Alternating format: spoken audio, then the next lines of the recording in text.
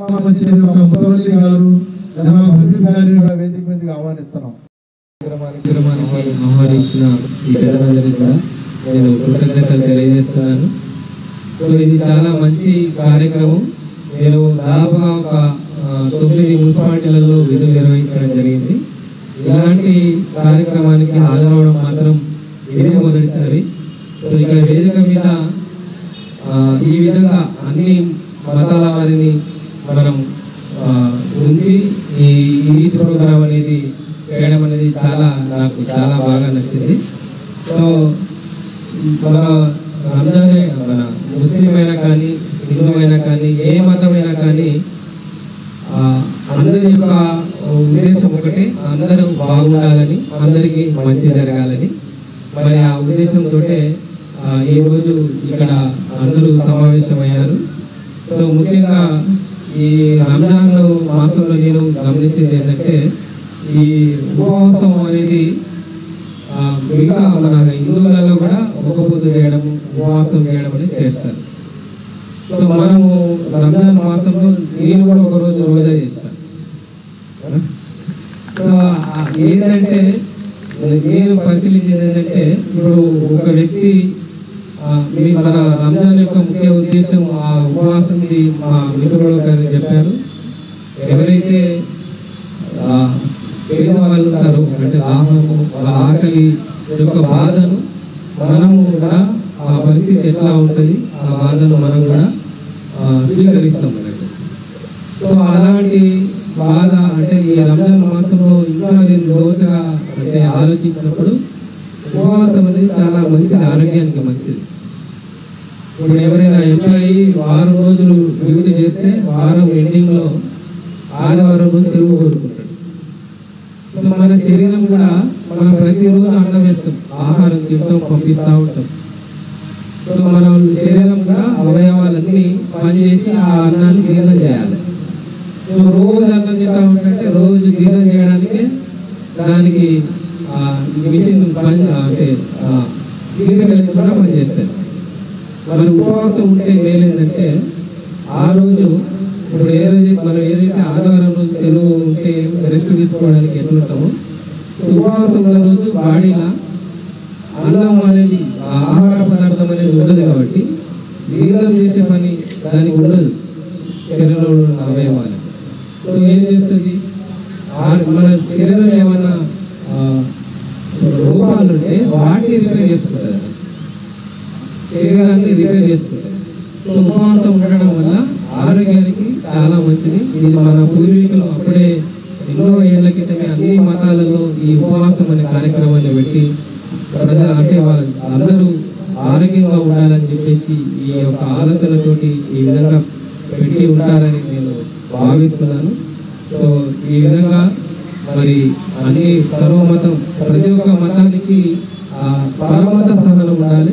అలాగే ఏ మతం వారైనా ఇతర మతం వాళ్ళకి అంటే ఇతర వ్యక్తులకి ఎవరికి కూడా ఇబ్బంది కలిగించకుండా వాళ్ళ యొక్క కార్యక్రమాలను నిర్వర్తించుకునే విధంగా ఉండాలి.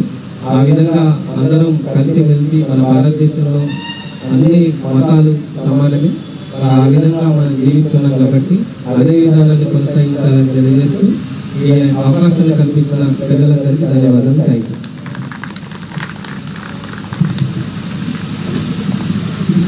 ధన్యవాదాలు శ్రీకాంత్ గారు. ఆయన గారు చెప్పినట్టుగానే ఈ ఉపవాస దీక్ష అనేది అన్ని మతాలలో ఉన్నది. దాని యొక్క ముఖ్య ఉద్దేశం ఏంటంటే మేము ఆకలి దప్పుతో ఉన్న పేద ప్రజల యొక్క ఆకలిని తెలుసుకోవడానికి దేవుడు నిర్ణయించిన ఒక విధి. మనం డబ్బులు తినొచ్చు, మనం 3 పూట్ల కాదు 4 పూట్ల తినొచ్చు, కానీ మనం ఒక పేదవాని యొక్క ఆకలి తెలియాలంటే మనం ఆకలితో ఉండాలి. కాబట్టి ఆ దేవుడు మనకు ఉపవాస దీక్ష అనేది ప్రారంభించారు. ఉపవాస దీక్ష వల్ల మన ఆరోగ్యం మంచిగా ఉండటమే కాకుండా దైవానికి దగ్గర అవుతాము, చెడు అలవాట్లకి దూరం అవుతాము. కొన్ని మంచి అలవాట్లు కూడా మన జీవితంలో ప్రవేశిస్తాయి. చాలా చక్కటి ఉదాహరణ మన శ్రీకాంత్ గారు ఇచ్చారు.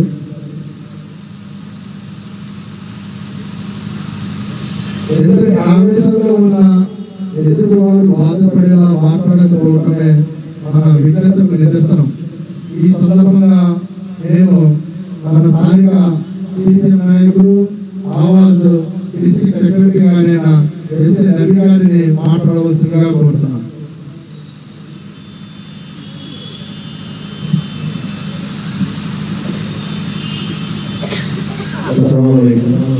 అందరికీ నమస్కారం. జమాతే ఇస్లామీ హింద్ నిర్వాహకులు ప్రతి సంవత్సరం ఈ కార్యక్రమం నిర్వహిస్తుంటారు. కాబట్టి ముందుగా ఈ కార్యక్రమాన్ని నిర్వహిస్తున్నటువంటి నిర్వాహకులకు హృదయపూర్వక నమస్కారాలు తెలియజేస్తున్నా. అలాగే ఈ యొక్క కార్యక్రమానికి చేసినటువంటి ముఖ్య అతిథులు హరిగోపాల శర్మ గారు, అలాగే పాస్టర్ గారు, ముస్లిం మత పెద్దలు అందరికీ ముందుగా ఆవాజ్ భద్రాద్రి కొత్తగూడెం జిల్లా పక్షాన నమస్కారాలు తెలియజేస్తున్నాం. ఈరోజు ఈ కార్యక్రమం మనం ఏర్పాటు చేసుకొని మనమంతా ఒకటే ఈద్ మిలాద్, ఈద్కి ముందు ఉగాది పర్వదినం హిందూ సోదరులందరూ చేసుకున్నాం. వారందరికీ మనం స్వాగతం పలికాం, శుభాకాంక్షలు తెలియజేశాం. అట్లాగే రంజాన్ పండుగ ఆచరించాం. ఆ సందర్భంగా అందరం హిందూ ముస్లిం అలాయి బలాయి తీసుకొని పర్వదినం జరుపుకొని ఒకరికి ఒకరు ఆనందాన్ని పంచుకున్నాం. తర్వాత రేపు గుడ్ ఫ్రైడే రాబోతుంది, ఈస్టర్ కార్యక్రమం పండుగ జరగబోతుంది. ఆ సందర్భంగా కూడా క్రిస్టియన్ మిత్రులు మనమంతా కూడా భాయిగా ఒకరినొకరు పరస్పరం గౌరవించుకునేటువంటి కార్యాచరణ ఉంటుంది. అంటే మన దగ్గర వచ్చేసి క్షేత్రస్థాయిలో మనమంతా ఐక్యమత్యంగానే ఉంటున్నాం. మనమంతా కూడా సోదర భావంతో ఉంటున్నాం. మన భారతదేశమే లౌకిక దేశం. ఈ లౌకిక దేశంలో వివిధ జాతులు, విభిన్న సంస్కృతులు ఉన్నటువంటి వాళ్ళమంతా కూడా ఉన్నాం. భిన్నత్వంలో ఏకత్వంగా జీవనం కొనసాగిస్తున్నటువంటి పరిస్థితి మనమందరికీ మనం పుట్టిన నాటి నుండి ఇప్పటి వరకు జరుగుతున్నటువంటి నేపథ్యం ఉంది. దయచేసి మిత్రులంతా ఆలోచించాల్సినటువంటి పరిస్థితి, సమయం ఆసన్నమైందని చెప్పేసి ఈ సందర్భంగా తెలియజేస్తున్నా. ముఖ్యంగా ముస్లిం సోదరులంతా కూడా చాలా సమన్వయంతో ఉండాలా, చాలా నిదానంగా ఉండాలా. హిందూ మిత్రుల సహాయ సహకారాలు మనం తీసుకోవాల్సినటువంటి అవసరం ఉంది. మన జీవనం మీద ఈరోజు దాడి జరుగుతుంది. మన జీవనం వలన సమస్య ఏర్పడుతుంది. కాబట్టి ఈ యొక్క సందర్భంలోనే మనం చాలా ఓపికగా ఉండాల్సినటువంటి అవసరం ఉంది. నిన్ననే పార్లమెంట్ లో బిల్లులు ప్రవేశపెట్టారు. కోర్టుకు సంబంధించినటువంటి బిల్లుని సమూలమైనటువంటి మార్పులు చేసి మన హక్కుని హరించేటువంటి పరిస్థితి చేశారు. ఈ సందర్భంగా ఈ ముస్లిం సోదరులు కూడా ఆవేశాలకు లోను కావాల్సినటువంటి అవసరం లేదు. ఈ అంశాన్ని కూడా మనం డిబేట్ పెట్టాల్సినటువంటి అవసరం ఉంది.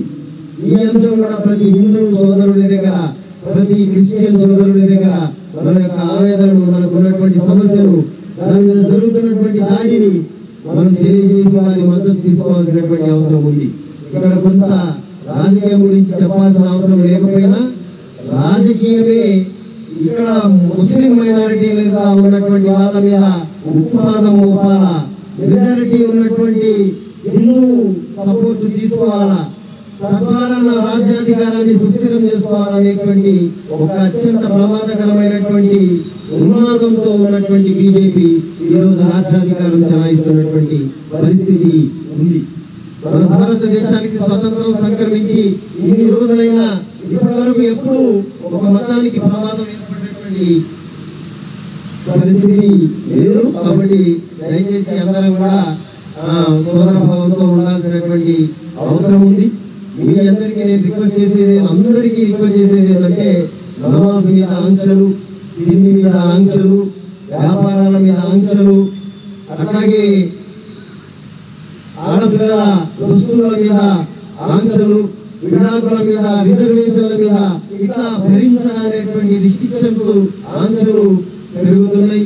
అట్లాగే ఎన్ఆర్సీ, సిఏఏ అనేటువంటిది వస్తుంది. వీటన్నిటిని కూడా అందరూ ఆలోచించి ముస్లిం సమాజానికి సహాయ సహకారాలు అందించాలా.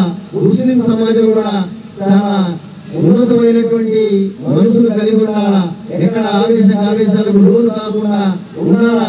మనకు భారతదేశంలో ఉన్నటువంటి హక్కుల్ని మనం కాపాడుకోవాల్సినటువంటి అవసరం ఉంది. కాబట్టి మనమంతా కూడా సమన్వయంతో ఉండాల్సినటువంటి సమయం ఆసన్నమైంది.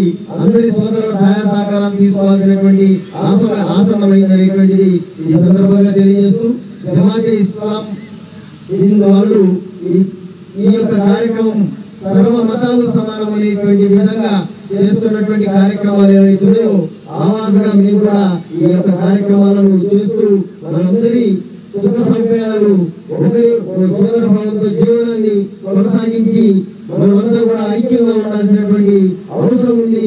ప్రజల మధ్య ఐక్యత లేకుండా ఉండకుండా చూసుకోవాల్సినటువంటి అవసరం ఉందని తెలియజేస్తూ, ఈ అంశాలు మాట్లాడడానికి కొన్ని పరిమితులు ఉన్నాయి. ఆ పరిమితులను దృష్టి పెట్టుకొని ఇంతవరకు నేను మాట్లాడే అవకాశం కల్పించినందుకు ఈ యొక్క వేదికకి, అట్లాగే మాట్లాడే అవకాశం కల్పించినటువంటి జమాతే ఇస్లాం హిందూ వారికి, ఈ నేను మాట్లాడుతున్నటువంటి అంశాన్ని పర్మిట్ చేసి వింటున్నటువంటి మీ అందరూ కూడా హృదయపూర్వక ధన్యవాదాలు, నమస్కారాలు తెలియజేస్తూ sir. Thank you very much.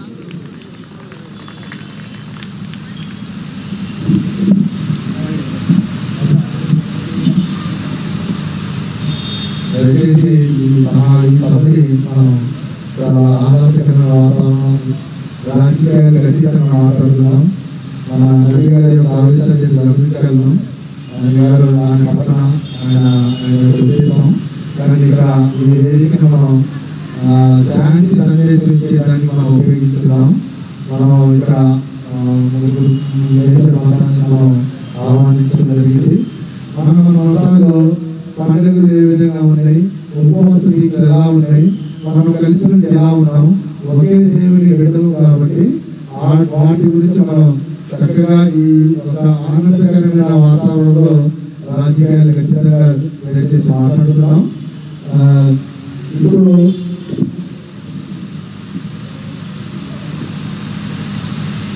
కోపం వచ్చినప్పుడు మనసుతో పోరాడు, మనిషితో కాదు. కోపం వచ్చినప్పుడు మనసుతో పోరాడు, మనిషితో కాదు. సమస్య వచ్చినప్పుడు కాలంతో పోరాడు, అన్నిటితో కాదు. ఈ సందర్భంగా నేను మన ఇళ్లలో జామ మసీద్ పెద్దైన అబీబ్ గారిని 2 మాటలు మాట్లాడవలసిందిగా కోరుతున్నాను. అబీబ్ గారు జమాతే ఇస్లాంకి చాలా సహకరిస్తూ వస్తున్నారు. ఇక్కడ పట్టణ ప్రజలకి ఆయన చాలా పరిచయులు. జనాబ్ అబీబ్ గారు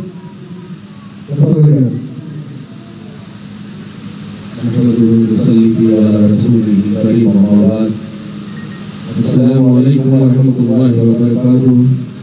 अल्हम्दुलिल्लाह, अल्लाह के फजल व करम से ईद मिलाद प्रोग्राम यहाँ रखा गया है। हम सभी मिलकर बिरादरान इस्लाम के साथ में ईद मिलाद प्रोग्राम का सुनकर, और जैसा हमारे नेशन की ब्यूटी है अनेकता में एकता, आज अल्हम्दुलिल्लाह हम लोग स्टेज के ऊपर देख रहे हैं। अल्हम्दुलिल्लाह हमारे पंडित साहब भी है और फासर साहब भी है, और इससे बड़ी चीज़ क्या चाहिए हमको। तो जो ऑर्गेनाइज किया हमारे सिराज भाई जमात इस्लाम हिंद की जानिब से मैं तहे दिल से शुक्रिया अदा करता हूँ।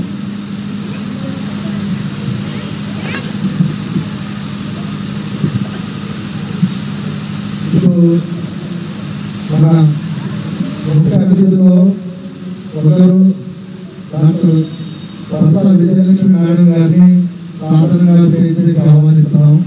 డాక్టర్ పరసా విజయలక్ష్మి గారు, అలాగే ఇంకొక మేడం గారు డాక్టర్ కల్పన మేడం గారు, వారిని కూడా స్టేజ్ మీదకి సాధారణంగా ఆహ్వానిస్తున్నాం.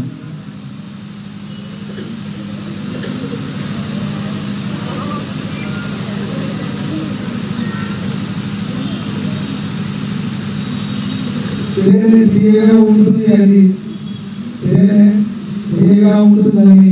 తేనె తీగలతో గుర్తించుకోలేము కదా. అలాగే ప్రేమగా మర్యాదగా మాట్లాడుతున్న వారందరూ మంచివారిని నమ్మకూడదు కదా. ఈ సందర్భంగా నేను సభను ఉద్దేశించి డాక్టర్ పి జాన్ బాబు గారిని మాట్లాడవలసిందిగా కోరుతున్నాను.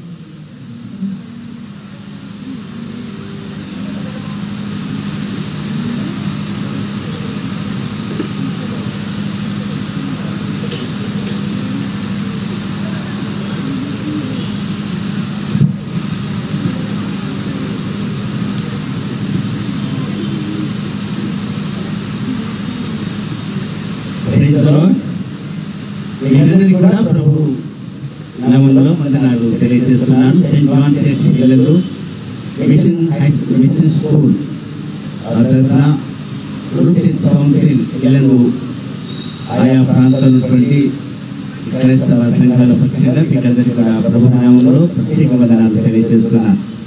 అలాగే ఇక్కడ వేదిక మీద ఉన్నటువంటి మరి పెద్దలు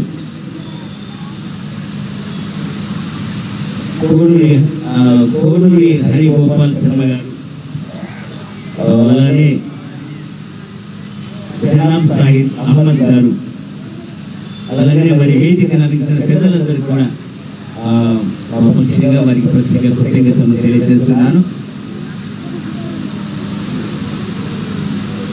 ఈ సందర్భంగా ఈ వేదికను ఈద్ మిలాప్ ప్రోగ్రామ్ అని చెప్పారు. ఆత్మీయ కలయిక, అందరం కలిసి ఈ రీతిగా ఉండడానికి ఒక మంచి వేదికను ఏర్పాటు చేసినటువంటి పెద్దలు, మరి నాయకులు, అలాగే ఈ national human rights and justice commission members, state advisory committee member, అలాగే తదితర పెద్దలందరికీ కూడా, అలాగే ప్రభుత్వ నాయకులు, అలాగే మరి ప్రభుత్వ సహకారులు అందరికీ కూడా ప్రత్యేక శుభములు తెలియజేస్తున్నా. ఒక మాట జ్ఞాపకం చేసుకోవాలి.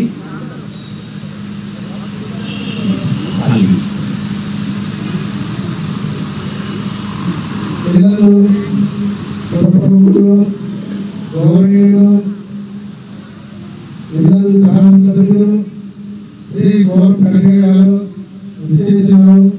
వారిని సాధారణంగా స్టేజ్ మీదకి ఆహ్వానిస్తున్నాం. స్థానిక ఎమ్మెల్యే శ్రీ గౌరవ్ కన్య గారు, ఎల్లెల్లు శాసనసభ్యులు.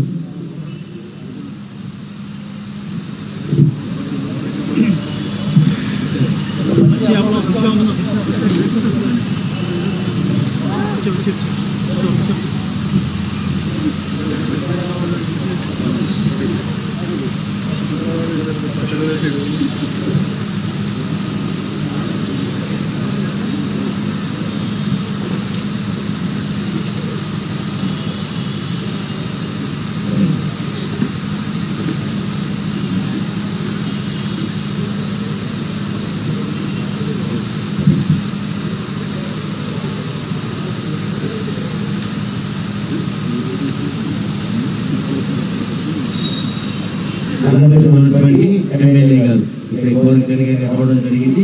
క్రైస్తవ సోదరి పక్షిగా వారికి కూడా ప్రత్యేక ఆహ్వానాన్ని కృతజ్ఞతలు మేము తెలియజేస్తున్నాం. ఆత్మీయ సమ్మేళనం లేదా కలయిక అని జ్ఞాపకం చేస్తున్నారు. మన భారతదేశం ఎక్కువ మతాలను ఉన్నప్పటికీ కూడా ఇది సమిష్టి ఉద్దేశంతో తర్వాత అందరూ కలిసి ఏకీకృతంగా ఉండడానికి అనేక అవకాశాలని మన భారత ప్రభుత్వం మనకు తెలియజేస్తుంది.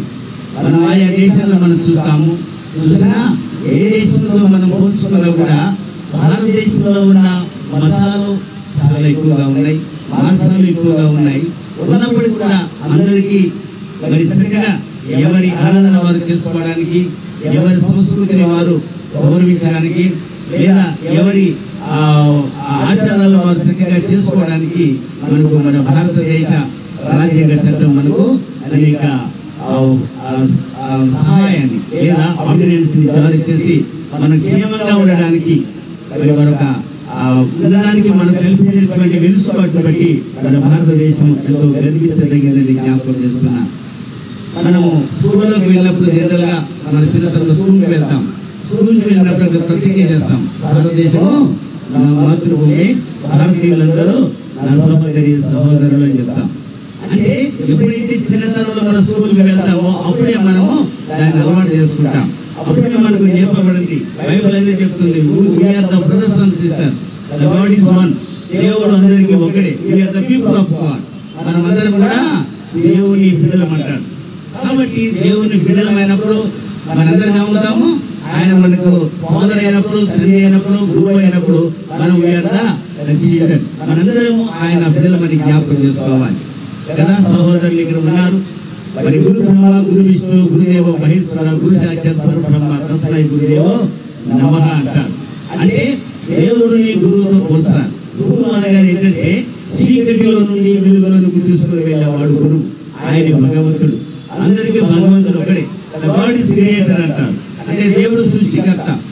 మనం అంటాం, అయ్యా మీరు దేవుడిని చూసారా అని అంటారు చాలా మంది. ఏమంటారు, ఎవరు అయ్యా మేము చూడలేదండి దేవుడు. కానీ దేవుడు ఉన్నాడు. అది క్రీస్తు, అది సత్యమే.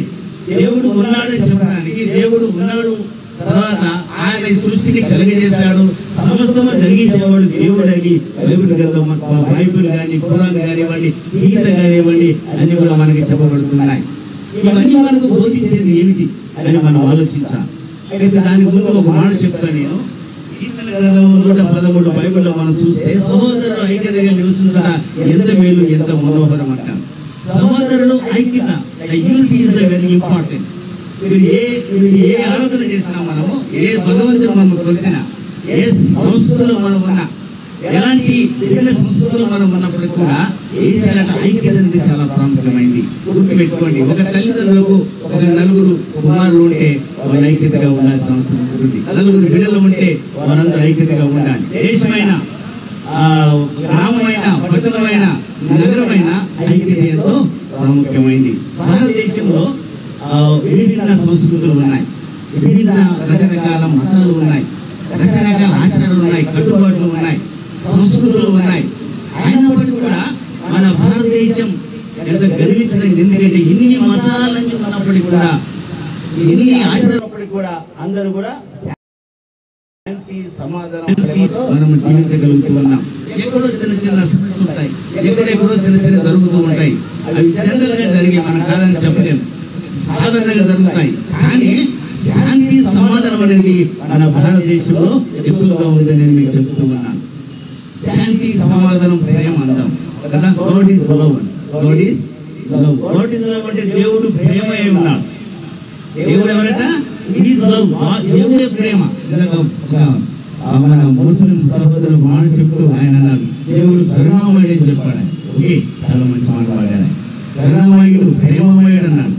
అయితే ఇక్కడ మనం ఆలోచించాల్సింది ఏమిటంటే, బైబిల్ అంతా మనం ఆలోచన చేస్తే అందులో ఒక ప్రధానమైన 2 ఆజ్ఞలు ఏం చెప్తుందంటే, నేను నీ పొరుగువాన్ని ప్రేమించుము. Love yourself as your, love your neighbour as yourself. నేను నీ పొరుగువాన్ని ప్రేమించాలి.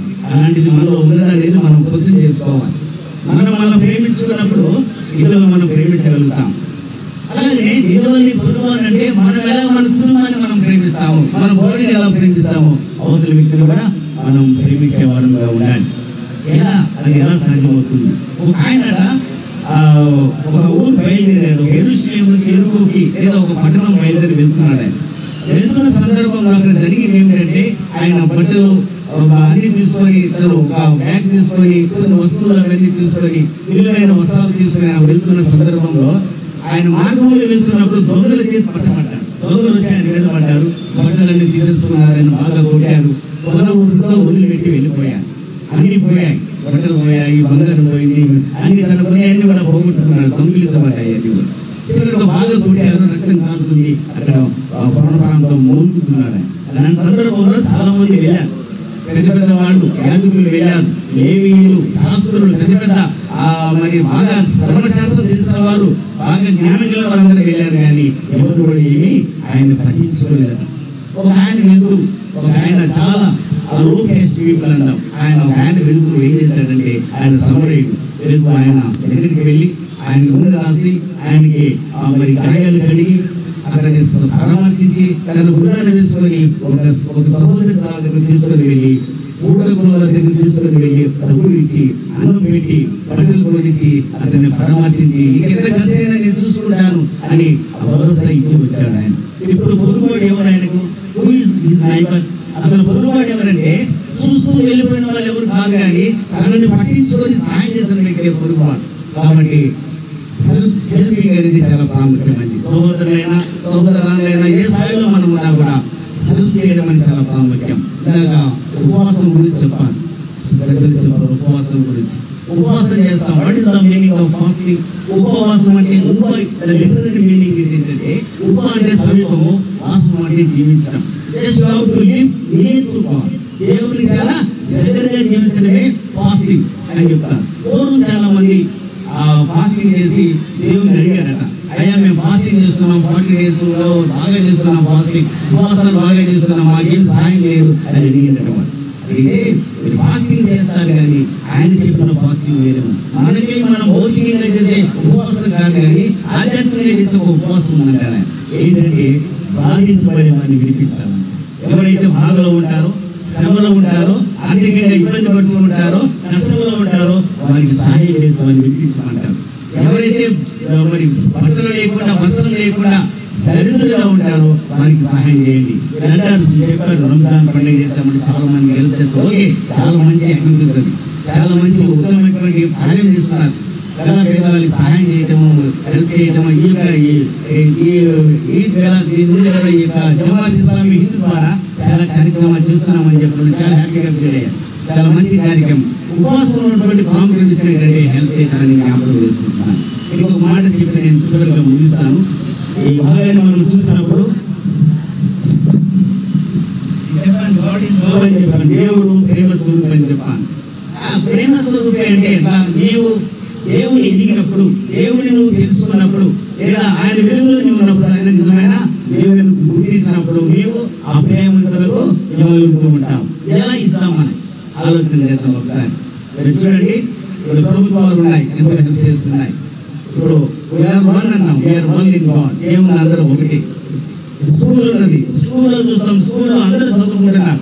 గ్రామీణ వైశ్యులు, శూద్రులు, మరి క్రైస్తవులు, ముస్లిం సోదరులు అందరూ కూడా ఒకే స్కూల్లో చదువుకుంటూ ఉంటారు. మన దేశం నిర్మించదగిన అందరూ కూడా సమాన ప్రతిపత్తిని కలిగిస్తుంది. అలాగే హాస్పిటల్ పెడతారు, ప్రభుత్వం కానీ మన దేశం కానీ. హాస్పిటల్లో అందరూ ఉంటారు, అందరూ ధనిక పేద అన్ని స్థాయిల వాళ్ళు, అన్ని సమాజ వర్గం వాళ్ళు కూడా అందరూ మరి ఆ మెడిసిన్స్ ఆస్వాదిస్తూ ఉంటారు.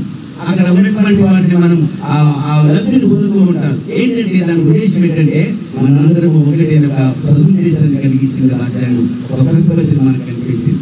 కానీ చాలాసార్లు మనం ఏం చేస్తాం, మిస్అండర్స్టాండింగ్ చేసుకొని ఏం చేస్తామంటే మాకేం దొరకట్లేదు, మాకేం లేదు, మేమేమి ఉంటాం. కానీ దాన్ని మనం సరిగా ఉపయోగించుకునే ప్రతిపత్తిని కలిగి ఉండాలని వాక్యం మనకి చెప్తుంది.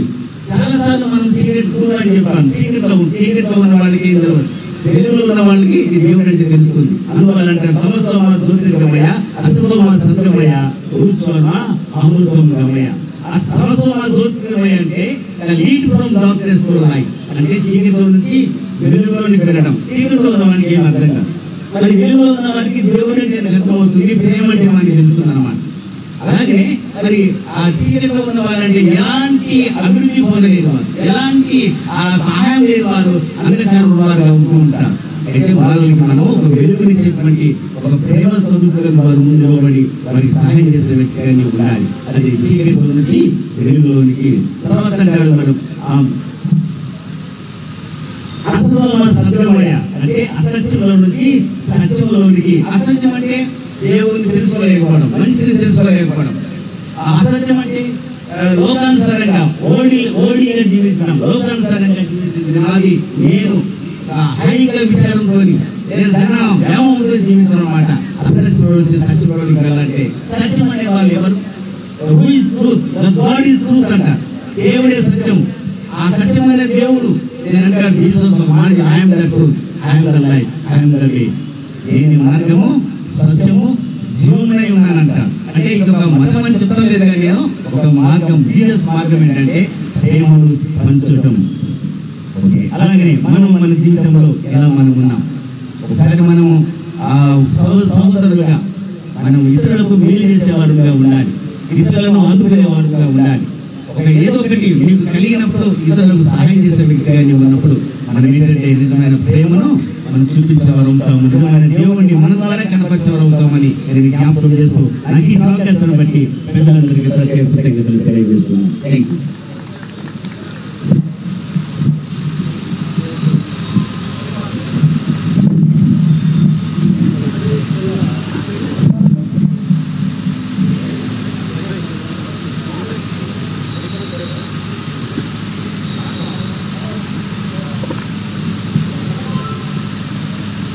నీవు కన్నీళ్లు చూచి నీ ప్రార్థన వినిన్నాను. చాలా చక్కటి సందేశాన్ని జన్మనిచ్చారు. చాలా మంచి సందేశం. మన ఏటీసీ ప్రతినిధిగా సార్ గారు ఒక మీటింగ్ లో ఉన్నారు. ఆయన గారి తరఫున మన బ్రాంచ్ సెక్రటరీ నజీర్ గారిని సాధారణంగా ఆహ్వానిస్తున్నాం. నజీర్ గారు రావాల్సింది.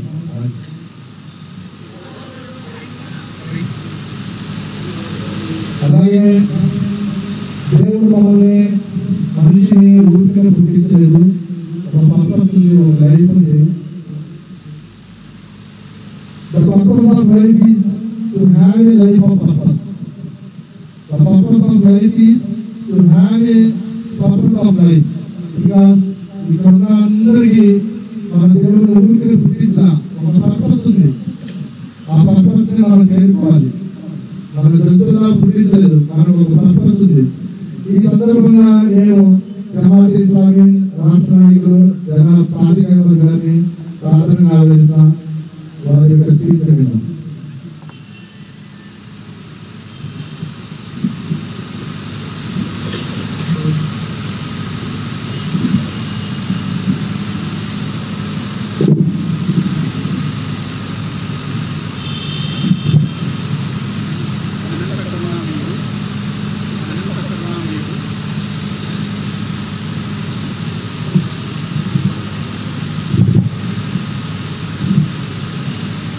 అనంతకరుణామయుడు అపార కృపాశీలుడు అయిన అల్లాహ్ నామముతో ప్రారంభిస్తున్నాం. ఈరోజు ఈ సాయంకాలం వేళ ఒక మంచి అద్భుతమైన కార్యక్రమంలో మనందరం హాజరై ఉన్నాం. కార్యక్రమానికి అధ్యక్షత వహిస్తున్న జనాబ్ షేక్ సిరాజ్ అహ్మద్ గారు, జమాత్ ఇస్లామీ ఇల్లు ప్రకటన అధ్యక్షులు, ముఖ్య అతిథి గౌరవనీయులు శాసనసభ సభ్యులు గౌరవం కనకయ్య గారికి, హైందవ క్రైస్తవ మత ప్రజలు ప్రతినిధులు, అదేవిధంగా ఈ కార్యక్రమంలో డాక్టర్ ఆయిషా సుల్తాన్ గారు, ఎడిటర్ రేడియన్స్, ప్రముఖ వైద్యురాలు విజయలక్ష్మి గారు, ఇంకా వేదికపై హాజరై ఉన్న పెద్దలు. ఇది ఈద్ మిలాద్ కార్యక్రమం అనే విషయం చాలా స్పష్టంగా మనకు తెలుస్తా ఉంది. అది బ్యానర్ కూడా ప్రకటిస్తా ఉంది. ఈద్ అంటే మీ అందరికీ తెలుసు, సంతోషం. మిలాప్ అంటే కలయిక. ఏ పండుగనైతే ముస్లింలు ఈదుల్ ఫితర్ ను సంతోషంగా నిర్వహించుకున్నారో ఆ పండుగ సంతోషాన్ని ముస్లింలు, హిందువులు, క్రైస్తవులు అందరూ కలిసి మరోసారి ఆ ఆనందాన్ని పొందాం, మనసు విప్పి మాట్లాడుతున్నాం అని విభిన్న ధర్మాల ప్రతినిధులను పిలిచి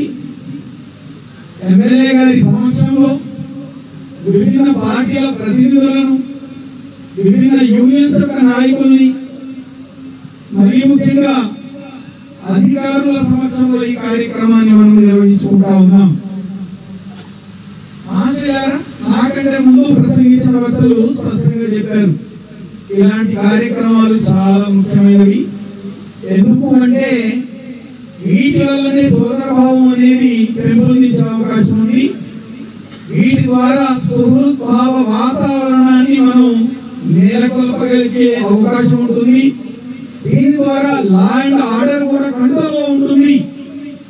నిజానికి పోలీసులు చేయవలసిన పని, జ్యుడిషియరీ పీపుల్ చేయవలసిన పని ఈ విధమైన కార్యక్రమాలు చాలా వరకు నెరవేరుస్తాయి అనే విషయాన్ని నాకంటే ముందు ప్రసంగించిన వక్తలు మాట్లాడారు. మరి ఈద్గాహ్ అనే ఈ కార్యక్రమానికి సంబంధించి కొన్ని ముఖ్యమైన విషయాలు మీ ముందు చదువుకుంటున్నాను. రంజాన్ పండుగ, అది రంజాన్ పండుగ రంజాన్ నెల గడిచిన తర్వాత వచ్చే రోజు. దానికంటే ముందు ఒక 29-30 రోజుల కాలం పాటు ఉపవాసాలు ఉంటారు. ఉపవాసం అంటే దాన్ని ఒక్క పొద్దు అంటాం కదా. ఒక 13-13.5 గంటల పాటు ఏమీ తినకుండా, ఏమీ తాగకుండా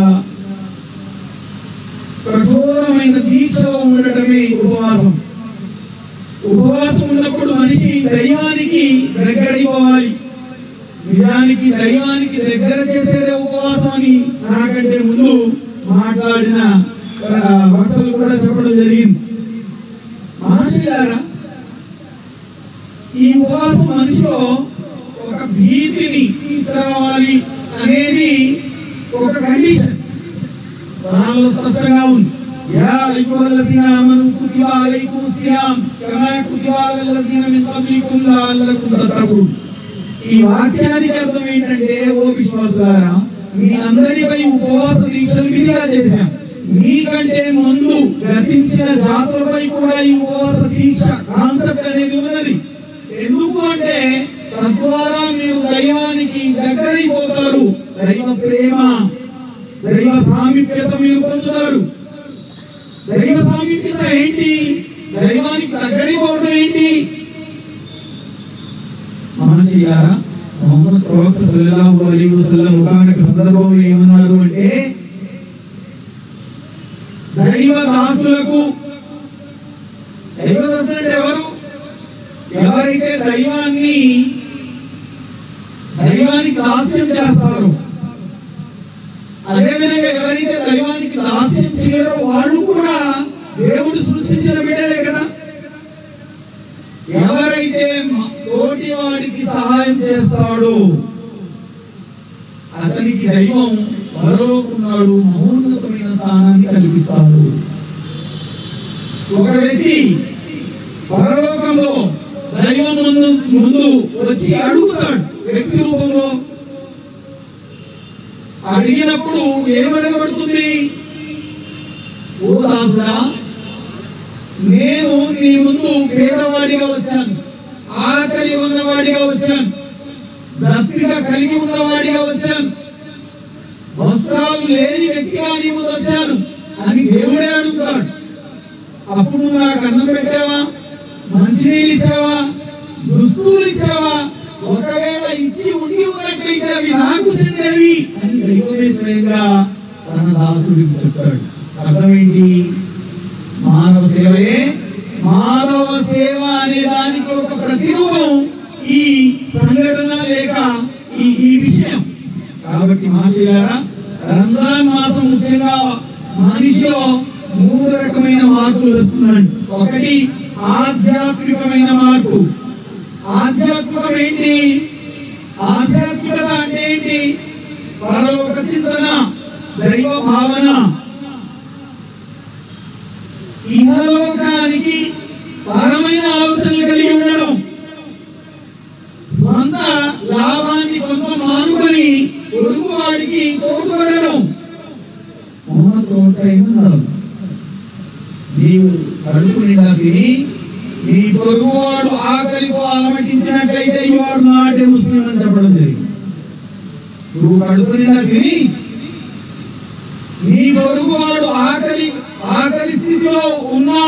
పట్టించుకోకపోతే నువ్వు ముస్లిం కానివ్వవు.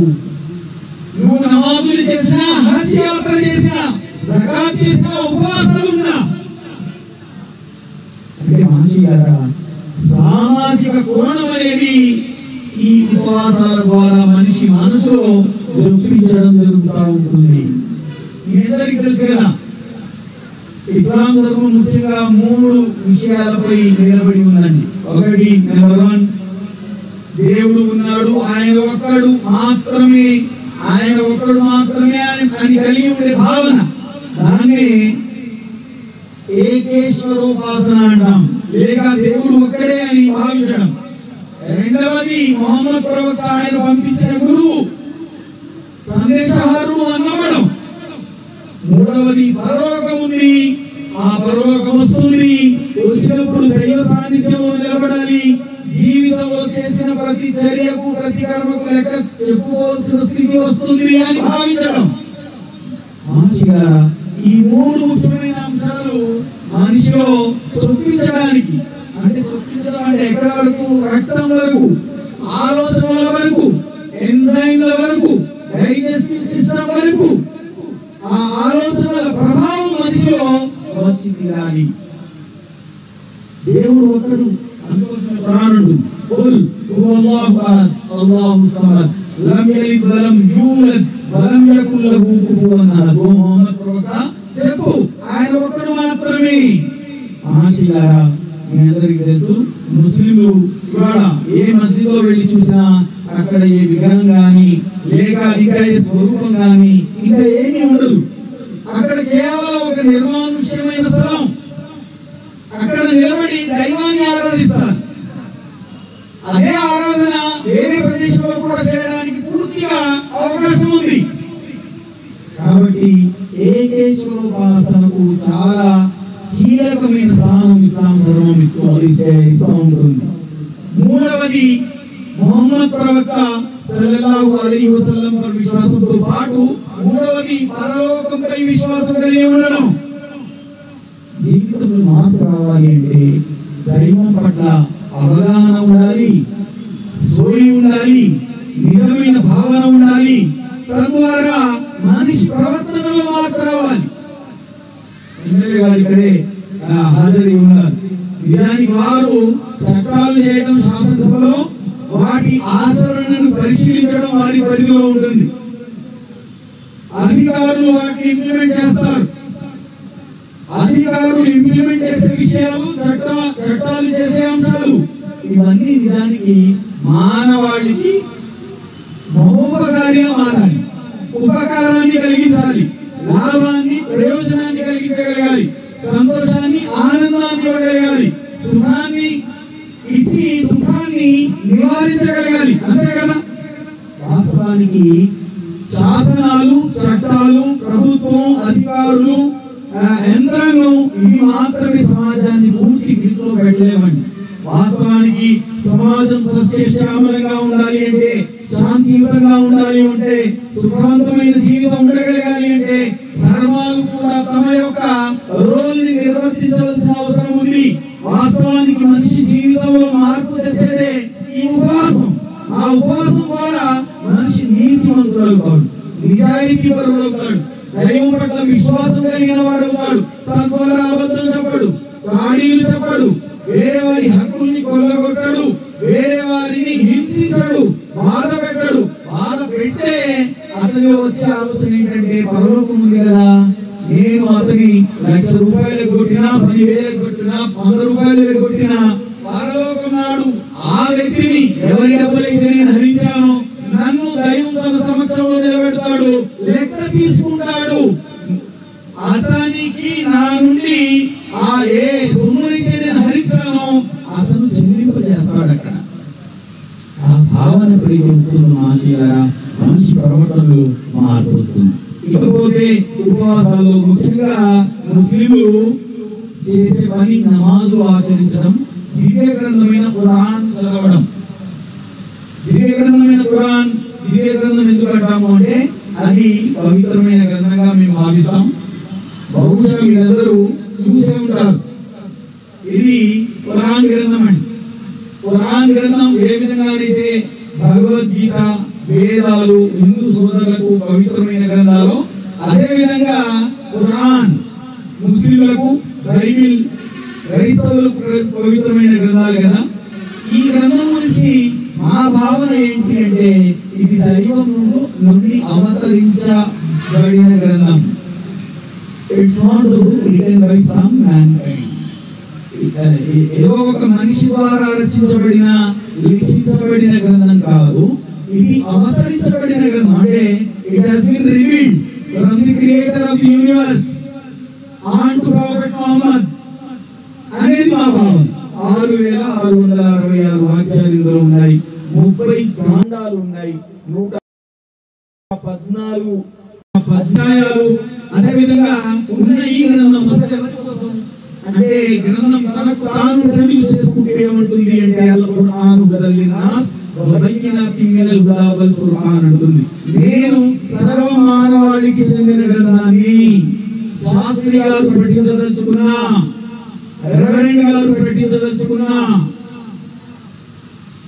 జస్వీర్ సింగ్ గారు పఠించదలుచుకున్నా, స్త్రీలైనా పురుషులైనా పిల్లలైనా వయోజనులైనా ఎవరైనా ఈ గ్రంథాన్ని పఠించవచ్చు.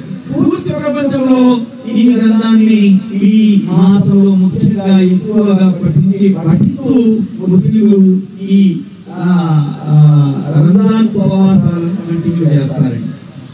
తద్వారా ఈ గ్రంథం ఏంటి అంటే, అంధకారం నుండి రుజు మార్గం వైపు, అంధకారం నుండి కాంతి వైపు, ధర్మ భ్రష్టత నుండి ధర్మ నిబద్ధత కలిగిన స్థితికి తీసుకురావడానికి ఈ గ్రంథం అవతరించింది. ఇందులో ధార్మిక విషయాలు ఉన్నాయి అని అనుకుంటే అది తప్పు. కేవలం ధార్మిక విషయాలు మాత్రమే ఇందులో లేవండి. Only 20% of the Quran depends on religious teachings. Remaining 80% of the sentences of Quran belongs to the society, political system, judicial system, human relations, peace, harmony, justice. వీటికి సంబంధించిన అంశాలు దివ్య గ్రంథమైన ఖురాన్లో ఉన్నాయి. ఈ గ్రంథాన్ని పఠిస్తూ ముస్లింలు తమ కాలాన్ని లేక సమయాన్ని, ఉపవాస సమయాన్ని ముగిస్తారు. మరి ఈ గ్రంథాన్ని ఎవరైనా చదవచ్చు.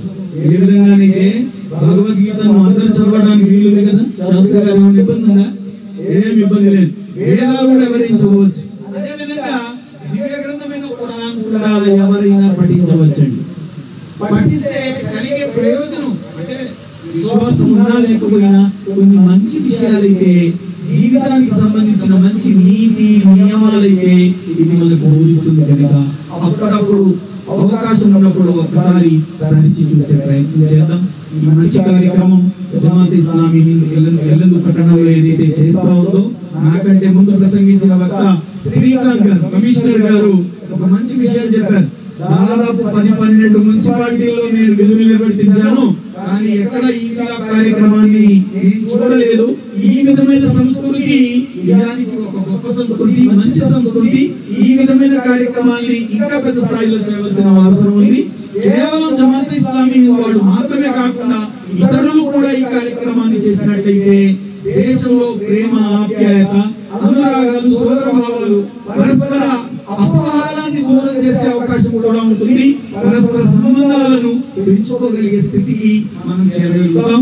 భారతదేశం ఉన్నతమైన స్థానానికి చేరాలి అంటే ఈ విధమైన స్థితి, ఈ విధమైన సభలు, అదే విధంగా ఈ విధమైన పరిస్థితిని మనం నెలకొల్పినట్లయితే నిజానికి భారతదేశాన్ని we can make India a golden country, we can make India a superior country అనే విషయాన్ని తెలియజేస్తూ నాకు ఈ అవకాశం ఇచ్చిన జమాత్ ఇస్లామీ ఎల్లందు పట్టణ శాఖ వారికి కృతజ్ఞతలు చెల్లించుకుంటూ ముగిస్తున్నాను. Thank you.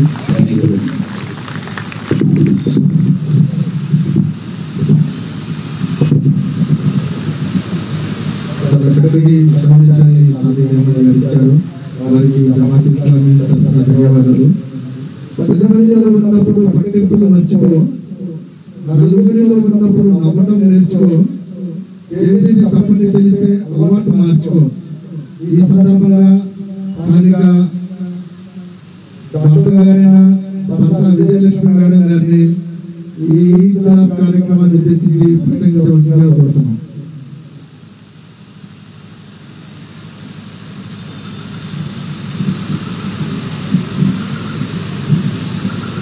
వేదిక మీద ఉన్న పెద్దలకి, సోదరి సోదరులందరికీ అందరికీ నమస్కారం. ఈ జమైతే ఇస్లామిక్ హిందూ వీళ్ళు ఎప్పటి నుంచో కార్యక్రమాలు చేస్తూనే ఉన్నారు. మిగతా వాళ్ళు ఎవరు చేసినట్టు నాకు పెద్దగా అనిపించదు. దానిలో అందరినీ ఇన్వాల్వ్ చేస్తున్నారు.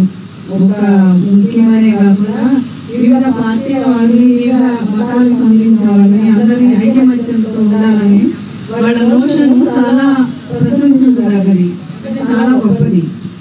అది నాకు చాలా నచ్చుతుంది. వీరు ప్రతి సంవత్సరం అది చేస్తున్నారు. వారికి నా శుభాకాంక్షలు. తర్వాత మేము ఇక్కడ చాలా మంది మేధావులు ఉన్నారు. నేనేదన్నా తప్పుగా మాట్లాడితే అనుకోవద్దు, క్షమించాలని మీరే చెప్తున్నాను. తర్వాత నేను మత సామరస్యం గురించి మాట్లాడదాం అనుకున్నా. మత సామరస్యం అంటే హిందువులు, ముస్లింలు, జైనులు, బుద్ధిజం అందరూ కలిసి ఉండడం, ఒకళ్ళనొకళ్ళు సమానంగా ఉండడం. మన ఇండియాలో ఉన్న 28 రాష్ట్రాలు ఉన్నాయి. మనకి 28 రాష్ట్రాలు 8 యూనియన్ టెరిటరీస్ ఉన్నాయి. సో అందరిలోకి వేష భాషలు కానీ, ఆచార వ్యవహారాలు కానీ, వాళ్ళ భాషలు కానీ, వాళ్ళ సంస్కృతి కానీ, వాళ్ళ పండుగలు కానీ అన్ని వేరువేరుగా ఉంటాయి. కానీ ఎప్పుడు ఎవరు విడిగా అని చెప్పి ఫీల్ అవ్వం, అందరం ఒకటిగానే ఉంటాం. రెండోది అహింస ఒకటి మన దగ్గర. అంత పెద్ద స్వాతంత్రమే మనం హింస లేకుండా తెచ్చుకున్నాం కాబట్టి. తర్వాత దానగుణం ఒకటి. నిన్ననే మనం చూసాము, ఈ మయన్మార్లో భూకంపం వస్తే ఫస్ట్ రెస్పాండ్ అయింది ఇండియాని, మిగతా దేశాల్లో ఉంటే కదా. అంటే ఎవరైనా ఏదైనా కష్టాల్లో ఉన్నప్పుడు ఫస్ట్ మనకంటే రెస్పాండ్ అవుతుంటుంది. విదేశాల్లో కూడా, ప్రపంచంలో కూడా మనకున్న గౌరవం కానీ, పీస్ లవింగ్ కంట్రీ, అతిపెద్ద సామ్రాజ్యం, ప్రజాస్వామ్య రాజ్యం, మన కంట్రీ ఉన్న గౌరవం మిగతా కంట్రీస్ అది లేదు. మీరు చూసే ఉంటారు, యుక్రెయిన్ రష్యా వారు వచ్చినా కూడా మన దేశం ఇన్వాల్వ్ అయితే రష్యా కూడా వెనక తగ్గచ్చని వాళ్ళు అడిగారు. సో అదంతా పొలిటికల్ ఇది అనుకోండి. ఈ మతాలు కానీ, ఈ కులాలు కానీ మనం మన స్వార్థ ప్రయోజనాలకి కొంతమంది పెట్టినవే కానీ మనకి అట్లాంటివి అవి ఆ లైన్ అనేది అసలు లేదు. రెండోది మొన్న మీరు చూసుంటారు, ఈ అబుదాబిలో ఆయన షేక్ గారు ఒక 27 ఎకరాలు హిందూ టెంపుల్ కట్టుకోవడానికి డొనేషన్ ఇచ్చారు. దాన్ని 700 కోట్లు పెట్టి లక్ష్మీనారాయణ టెంపుల్ కట్టారు హిందువులు ఇక్కడ అబుదాబిలో. అది ఆయన డొనేట్ చేశారు 27 ఎకరాలు. దానిలో రంజాన్ టైంలో అందరూ వెళ్ళి షేక్స్ అందరూ అక్కడ ప్రసాదం తీసుకొని రోజా నిర్మిస్తారు. వాళ్ళు నిర్మించారు ఈ సంవత్సరమే. సో అంటే ఏంటంటే వాళ్ళ మత సామరస్యం, హిందువులు ముస్లింస్ వల్ల తేడా లేదని చక్కగా నిరూపించారు. అది చాలా పెద్ద గొప్ప విషయం అది. తర్వాత మన వాజ్పేయి గారు ప్రైమ్ మినిస్టర్ అయినప్పుడు పివి నరసింహరావు గారు దిగిపోతూ ఆయనకి షేక్ హ్యాండ్ ఇవ్వడానికి వస్తారు. వచ్చినప్పుడు చిన్న చీటీ ఆయన చేతిలో పెడతారు, ఏది వాజ్పేయి గారికి చేతిలో. అది ఆయన దాచిపెట్టి తర్వాత వెళ్ళి చూసుకుంటారు. అందులో ఏముంది అని అంటే అబ్దుల్ కలాం గారిని పిలిపించండి అని ఉంటుంది. ఆయన అబ్దుల్ కలాం గారిని వాజ్పేయి గారు పిలిపించి అడుగుతారు, ఏంటి అంటే మన రాజస్థాన్లో ధారేడాలో పోఖరాన్ అనే అణు పరీక్షలు చేసాము మనం. అది ఇందిరాగాంధీ గారి హయాంలో మొదలు పెట్టాక అమెరికా సంయుక్త రాష్ట్రాల వాళ్ళు అబ్జెక్ట్ చేశారు. చేసినప్పుడు దాన్ని టెంపరీగా విరమించాము అని ఆయన చెప్తారు. చెప్పినప్పుడు వాజ్పేయి గారు మళ్ళీ అబ్దుల్ కలాం గారు చెప్తా పోఖరాన్ 2 అని చెప్పి స్టార్ట్ చేయించి, సో అది న్యూక్లియర్ పవర్ కింద మనం అయ్యేటట్టుగా మనకి వచ్చేటట్టుగా ఆయన దాన్ని తయారు చేస్తారు. అతి పెద్ద సామ్రాజ్యమైన ప్రజాస్వామ్యమైన ఇండియాని ఆయన ముస్లిం అని ఆయనకు అసలు ఆలోచన రాలేదు. ఎందుకంటే అబ్దుల్ కలాం గారు ఎంత దేశభక్తుడో, ఆయన మీద ప్రజలకి అందరికీ ఎంత నమ్మకం, గౌరవం ఉందో అదందరికీ తెలుసు. సో అటువంటి దేశం మనది, దాని గురించి ఆలోచించాల్సిన అవసరం అసలు లేదు. మీరు ఇప్పుడు ఈ సినిమాలు చూసి చావాలి ఏదో ఎంత పొలిటికలైజ్ చేస్తున్న దానిలో శివాజీ మహారాజు యుద్ధంలో కూడా ఆయన ఆర్మీలో కూడా చాలా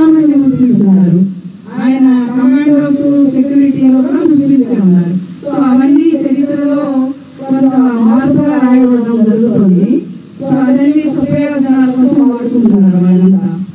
ఒక ఇన్సిడెంట్ మీకు చెప్తాను.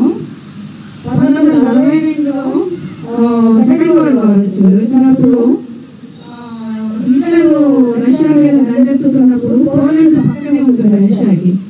అక్కడ సోల్జర్స్ అందరూ యుద్ధానికి సన్నిహితం అవుతూ అక్కడ ఉన్న ఆడవాళ్ళని పిల్లల్ని పెద్ద షిప్ లో 1000 మందిని 600 మంది పిల్లల్ని 400 మంది వీళ్ళని ఒక షిప్ లో వేసి పంపిస్తారు.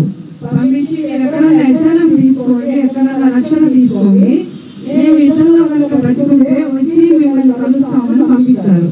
పంపిస్తే వాళ్ళకి ఎవరు కూడా యూరోపియన్ కంట్రీస్ కానీ ఏషియన్ కంట్రీస్ ఇంకా ఎవరు కూడా రక్షణ ఇవ్వడానికి ఆశ్రయం ఇవ్వడానికి ఎవరు ఒప్పుకోలేదు. అది మన గుజరాత్ తీరానికి వచ్చింది. ఇండియాలో వచ్చినప్పుడు ఆ గుజరాత్ తీరంలో ఉన్న మహారాజు దిగ్విజయ్ సింగ్ ఉన్నారు. ఆయన అప్పటికి మనం 1942 అంటే మనమే మన స్వాతంత్రం కోసం పోరాడుతున్న రోజు బ్రిటిషర్స్ తో.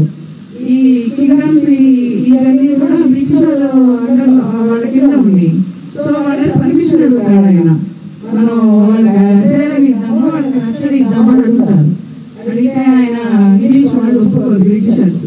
అప్పుడు ఆయన పెద్ద మనసు చేసుకొని ఆ 1000 మందిని తీసుకొచ్చి నన్ను మీరు బాపు అని పిలవండి అని ఆ పిల్లలందరినీ స్కూళ్ళలో చేర్పించి తర్వాత ఆడవాళ్ళకి రక్షణ కల్పిస్తే అలా వచ్చిన వాళ్ళు 9 సంవత్సరాలు అక్కడ ఉండిపోయినారు. సెకండ్ వరల్డ్ వార్ ముగించిన తర్వాత వాళ్ళ దేశాలకి ఇష్టమైన చోటికి వాళ్ళు వెళ్ళిపోయినారు. అందులో ఒక శరణార్థి పోలాండ్కి ప్రైమ్ మినిస్టర్ అవుతాడు. అక్కడికి వెళ్ళిన తర్వాత వాళ్ళు ఆయన విగ్రహాలు పెట్టుకొని పార్లమెంట్ లో ఆయనకి అవార్డు ఇచ్చి చాలా గౌరవిస్తారు. ఆయన వీటికి పేరు పెట్టుకొని మహారాజాస్ పేరు అని పెట్టి అట్లా పార్లమెంట్ లో వాళ్ళు అవార్డు ఇస్తారు. అటువంటి ఆయన భాష రాదు, పోలాండ్ వాళ్ళంటే రష్యా సంబంధమైన భాష కాదు, మన జాతి కాదు, మనకు సంబంధమే లేదు. అయినా కూడా భారతదేశంలో ఆ జనరాశి అనేది ఆ హార్మోని అనేది అది పుట్టుకతోనే వస్తుంటుంది. పక్క వాళ్ళు కష్టపడుతున్నా పక్క వాళ్ళు చేసినా కూడా ఓ చేయించి ఆదుకుందామన్న ఆలోచన మన భారతదేశంలో మొదటి నుంచి ఉంటూనే ఉంటుంది. అది చాలా గొప్పది. ఇక ఈ హిందూ ముస్లిం పార్టీ ఇది ఫీలింగ్స్ అని చూడడానికి పుట్టినప్పుడు ఎవరికి ఒక మతంతో పుట్టరు. వాళ్ళు మాకు పేషెంట్ వచ్చినప్పుడు ఈమె ముస్లిం ఈమె క్రిస్టియన్ అని మా ట్రీట్మెంట్ లో తేడా ఉండదు. ఆపరేషన్ వాళ్ళ మీద పడుకున్న తర్వాత ఈమెకు రకం ఆమెకు రకం చేసేది ఉండదు. బ్లడ్ ఇచ్చేటప్పుడు కూడా ఎవరి బ్లడ్ అనేది కూడా అడిగేదే ఉండదు. అని మాకు జబ్బులే కనిపిస్తాయి కానీ పేషెంట్ దేనికి చెందుతుంది అనేది నాకు అనిపించదు ఎవరికైనా కూడా, ఏ డాక్టర్కైనా. రెండోది రీసెంట్ గా నా దగ్గర ఒక పేషెంట్ ముస్లిం ఆమెను తీసుకొని ఇంటి పక్క వచ్చింది. వచ్చామ్మ ఈ అమ్మాయికి పిల్లల పేరు 12 ఏళ్ళు అయింది పెళ్ళయి, చూడు కొంచెం భర్త దగ్గర నుంచి చికాకుంది, భర్త రెండో పెళ్లి చేస్తానంటుంది అని అడిగింది. అడిగితే నేనన్నా మరి నీకెంతమంది అమ్మా అన్నా. అంటే నాకు ఎక్కువ నాకు కూడా లేరండి అది. మరి వీళ్ళని గురించి ఆలోచిస్తున్నాం ఏంటి అని అంటే ముందు ఆమె సంగతి చూడండి మేడం, ఆమె ముస్లిం, ఆమెకి ఎన్నో కష్టాలు ఉన్నాయి అని ఆమె వారి గురించి అంటే హిందూ ముస్లిం అని ఆలోచన లేకుండా ఆమె దాని గురించి ఆలోచించి ట్రీట్మెంట్ ఇప్పించిపోయింది. కాబట్టి ఇటువంటి దేశం మనది. మనం అందరం కూడా దీని గురించి ఆలోచించి ఒక నిర్ణయానికి వచ్చి అందరం కలిసిమెలిసి ఉండాలని, ఎప్పుడు ఇది ఉండకూడదని. చివరిసారిగా ఒక నిమిషం మా మదర్ని గురించి చెప్పదలుచుకున్నాను నేను. నాకు విపరీతమైన గౌరవం మా మదర్ అంటే. ఆమె చాలా సర్వీస్ చేశారు 50 ఏళ్ళగా. ఒక పురాతన మతాంతర వేదిక పెట్టినారు ఆవిడ ఇన్స్టిట్యూషన్. దానికి గవర్నమెంట్ రికగ్నిషన్ కూడా ఉంది. అందులో ఒక ముస్లిం అమ్మాయి ఒక హిందూ అతన్ని తీసుకొని వచ్చి పెళ్లి చేయమని అడిగింది. వాళ్ళకి కడప అమ్మాయిది. అడిగితే ఆయన అన్నారు కదా, ఈ ముస్లిం అనుకున్నావు మరి హిందూ నీకు ఇష్టమేనా అంటే, ఇద్దరు మేజర్స్ అమ్మ చేసి నాకు రిజిస్టర్ చేసింది. చేసిన తర్వాత నేను అప్పటికి కడపడుతున్నానమ్మా ఫ్యాక్షన్ గురు జాగ్రత్త అంటే, నెక్స్ట్ డే వాళ్ళ నాన్నగారు వచ్చారు. వచ్చి పోలీస్ ఆఫీసర్ ఆయన కడపలో పిస్టల్ చూపించారు అమ్మకి. చూపించి నువ్వేమని పెళ్లి చేసావు అది ఇది అని. కూడా ఉంది, నాకు 20 సంవత్సరాలు, నువ్వు చంపితే చంపేసుకో, నీ పేరే రేపు పేపర్లలో వస్తుందని ఈమె ధైర్యంగా నిలబడింది. అంటే రాబో రోజుల్లో హిందూ మతాలు ఈ క్రైస్తవ మతాలను ఉండకుండా అందరూ కలిసిమెలిసి మ్యారేజెస్ కూడా చేసుకొని ఇంటర్కాస్ట్ చేయాలని కూడా ఆ ఉద్దేశంతో పెట్టిన సంస్థలు ఇవి. ఈ రోజుల్లో ఈ కులాంతర మతాలు వివాహం చేసుకున్నప్పుడు చంపడం అవన్నీ, చెల్లెలు చంపడం, కూతుర్ని చంపడం అవి చూస్తుంటే చాలా బాధగా అనిపిస్తుంది. ఇంకా పోను మనం అందరం కలిసి ఉండాలని, ఈ సమాజం ఇంకా ముందుకెళ్ళాలని, వీళ్ళు ఇంకా కొన్ని వీటిని ఇలాగే పెడితే ఇంకా కొంచెం ప్రజల్లో ఆలోచన వస్తుందని ఆశిస్తూ నాకు అవకాశం ఇచ్చినందుకు ధన్యవాదాలు.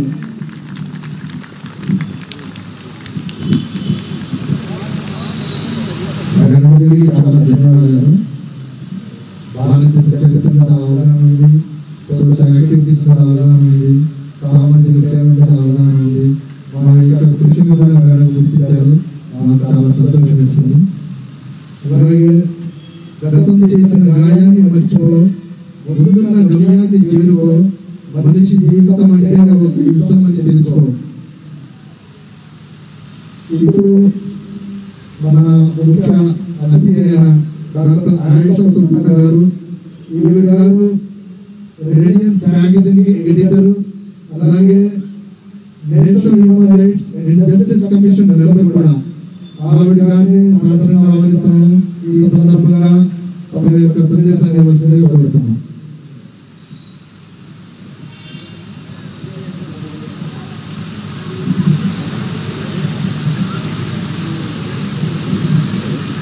అనంత కరుణామయుడు అపార కృపాశీలుడు అయిన దైవం పేరుతో ప్రారంభిస్తున్నాను. ముందుగా వేదికను అలంకరించినటువంటి హిందూ, ముస్లిం, క్రైస్తవ సోదర సోదరి మళ్ళందరికీ, అదేవిధంగా ఇక్కడికి విచ్చేసినటువంటి సోదరి మళ్ళకి అలాగే సోదరులకి అందరికీ కూడా నేను హృదయపూర్వకంగా ఆహ్వానిస్తున్నాను. అస్సలాము అలైకుం వరహ్మతుల్లాహి వబరకాతుహు. దేవుని యొక్క కరుణ కటాక్షం మనందరి పైన ఎల్లవేళలా కురియుగాక. ఏదైతే బ్యానర్ మీద మనం చూస్తున్నామో, అలాగే ఇంతసేపటి నుండి కూడా చాలా మంది భక్తుల ద్వారా మనం ఎన్నో విషయాలను తెలుసుకున్నాము. అలాగే ముఖ్యంగా ఈ రోజు ఇక్కడ మనందరం సమావేశం అవ్వడానికి గల ముఖ్యమైన కారణం ఏమిటి అంటే, ఇది ఈద్ మిలాద్ అంటే ఒక పండుగ కలయిక. మనం చూసాము ఉగాది ఏదైతే హిందూ సోదరి వాళ్ళ పండుగ మధ్యకాలంలో జరుపుకోవడం, అదేవిధంగా దాని తర్వాత ఏదైతే రంజాన్ పండుగ, అలాగే రాబోయే ఈస్టర్ లేకపోతే గుడ్ ఫ్రైడే మొదలైన పండుగలు ఉన్నాయి. అయితే మనం చూస్తూ ఉంటే భారతదేశంలో ఈ రోజు మనం చూసినట్లయితే ఈ ఏదైతే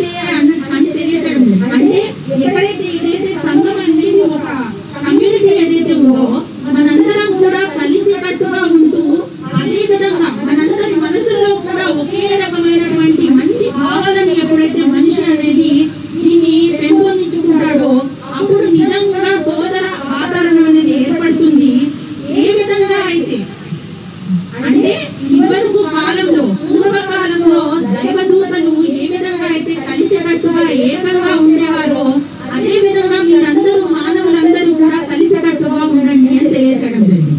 అదే విధంగా నిన్న పాస్టర్ గారు కూడా ఒక వాక్యంలో చెప్పారు. ఏమని అంటే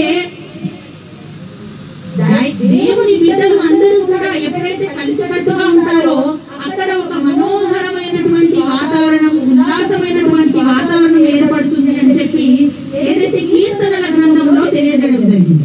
అలాగే పాత నిబంధన బైబిల్ ప్రకారం కూడా చూసుకున్నట్లయితే మనము అందరూ కూడా ఏదైతే గ్రంథంలో ఏమని తెలియజేయడం జరిగింది అంటే మీరందరూ ఒకే సృష్టికర్త సృష్టించినటువంటి బిడ్డలు, మీరందరూ కూడా ఒకే తండ్రి యొక్క బిడ్డలు, మీరందరూ ఒకే సృష్టికర్త సృష్టించినటువంటి దాసులు అని చెప్పి తెలియజేయడం జరిగింది.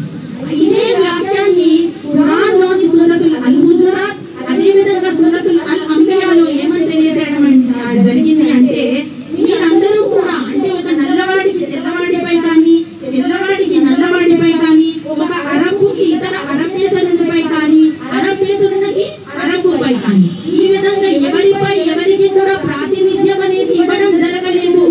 మీరందరూ సమానులే, మీలో అందరికన్నా గొప్పవారు ఎవరు అని తెలియజేయడం కోసము ఒక వాక్యాన్ని అక్కడ ప్రసంగించడం జరిగింది. ఏమని అంటారు అంటే దివ్య గ్రంథమైన ఖురాన్లో తెలియజేయడం జరిగింది. ఇంద అక్రమము ఇందల్లాహి అత్కాకు, మీలో ఎవరికైతే అతి ఎక్కువగా దైవ భీతి ఉందో వారే దేవుని యందు అందరికన్నా సర్వోత్తముడు అని తెలియజేయడం జరిగింది.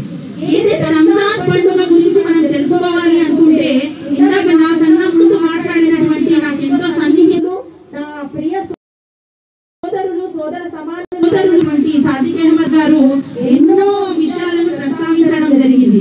ఇస్లాం ధర్మం గురించి, అదే విధంగా దివ్య గ్రంథమైనటువంటి ఖురాన్ గ్రంథం గురించి, రంజాన్ మాసం యొక్క ఉపవాస దీక్షల గురించి మీ ముందు ఎంతో చక్కగా ఎన్నో విషయాలను నాకన్నా ముందు ప్రసంగించారు.